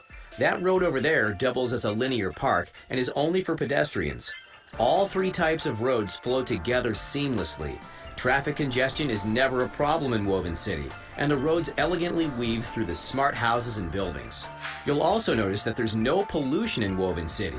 The air is crisp and fresh because there are miniature parks around every corner. The roads are lined with shrubs, fruit trees, and cherry blossom trees. In true Japanese fashion, Woven City's technology blends seamlessly with nature. There's one thing that you can't see as we drive through Woven City: the sensors. These sensors collect data that can be used to improve the artificial intelligence and robots in Woven City. Woven City is a living laboratory, so the data that's collected can be used to develop other smart cities around the globe. Governments around the world are expected to spend $41 trillion on smart city infrastructure over the next 20 years, so that information is invaluable. So you can understand what I was saying is more than that also. $41 trillion, right? Yes, students? Hello? Yes, sir. Yes, sir. So you can see the potential for this. Let's take the e-Palette over to Woven City's Central Plaza. Woven City's Central Plaza is more than just a town square. It's a place where the city's residents can shop, socialize, or even attend a concert. The robots that work in Woven City can put together a concert stage in no time, and you'll notice that the Toyota e-Palettes parked in the Central Plaza double as miniature retail shops. They can even be used as food stalls during festivals. There are research facilities all over Woven City, including one at the top of that retail shop. We can take a look inside by driving to the top via the roadway that's built directly into the side of the building. So these are all driverless cars, right? So what you've been seeing those cars that is going on, right? It's absolutely programmed, used with AI. This is where engineers and scientists work on new technologies for Woven City. Over there, you'll see an engineer designing new autonomous vehicle tech, which is something that happens on a daily basis in Woven City. Toyota purchased Lyft's autonomous vehicle division for $550 million, and the company is now one of the world's leading AV manufacturers. There is also a robotic team hard at work in this research facility. Over there, you'll see engineers working on a $2.5 million. So somebody had asked me before, robots are looking like human. You can see these ones, right? These are not human looking. So all different type, right? So just to answer one of your questions asked before. $1 million THR-3 humanoid robot. The robots roam the city freely, helping residents with daily tasks. That engineer is testing a ceiling-mounted robotic butler. It's a type of gantry robot which was first developed by the Toyota Research Institute following a $1 billion investment. You'll find one of these robots in every Woven City smart home. Speaking of smart homes, let's take a tour of one now. The smart homes in Woven City combine traditional Japanese craftsmanship with eco-friendly technology and robotics. Every smart home is made from carbon-neutral wood and built using the ancient art of Japanese wood joinery. No nails, no hammers, no carpenters either, at least not human ones. Woven City's smart homes were built by robots. You'll notice that every smart home is topped with solar photovoltaic panels. These panels power the homes, and excess energy can be stored and used in other parts of the city. Let's head inside this smart home for a closer look. Over there, you'll see the home's robotic gantry arm tidying up. The robot butler can also assist residents who have mobility issues. Don't worry about restocking the fridge or taking out the trash. That's all done automatically using sensor-based artificial intelligence. The home's AI can even monitor your health and remind you when it's time to exercise or get some fresh air. Toyota micro-pallet robots can deliver packages directly to residents. These miniature 6-wheeled robots simply enter the home via a mini elevator that's connected to an underground system of tunnels called the Matternet. Speaking of which, let's follow one of these cute mini robots and take a look at Woven City's underground infrastructure. All of Woven City's support facilities are located underground from the hydrogen power system to the storm filtration system. They're all seamlessly integrated with the Matternet transport system that reaches every part of the city. The micro-pallet robots are super speedy and can deliver a package in just minutes. So what did you think of Woven City? Yes, students. So do you want to stay such a city, smart cities? Hello, students. Yes, sir. Yes, sir. Yeah, so you can see that is basically the future is looking at, and with such a huge investments that are coming up, right? And the technology, that the niche technologies that is coming up. So there are a lot of potential for you to work on this. And now before we close to this session, and 23rd we will meet at 2 o'clock. So any questions on your assignment on the drones? Okay, if you have no questions, I wish all of you all the best to all of you. Please send your team names and the participant list that you're having. Don't have participants should be 3 to 5. Do not have more than 5 people and no less than 3 people. It is a team project, right? Team assignments. And I want all of you to speak on 23rd. And please ensure that you and your friends all come and prepare and do the presentation, right? No excuses, okay? So all the best and see you on 23rd. So have a great weekend. Bye. Thank you, sir. Thank you, sir.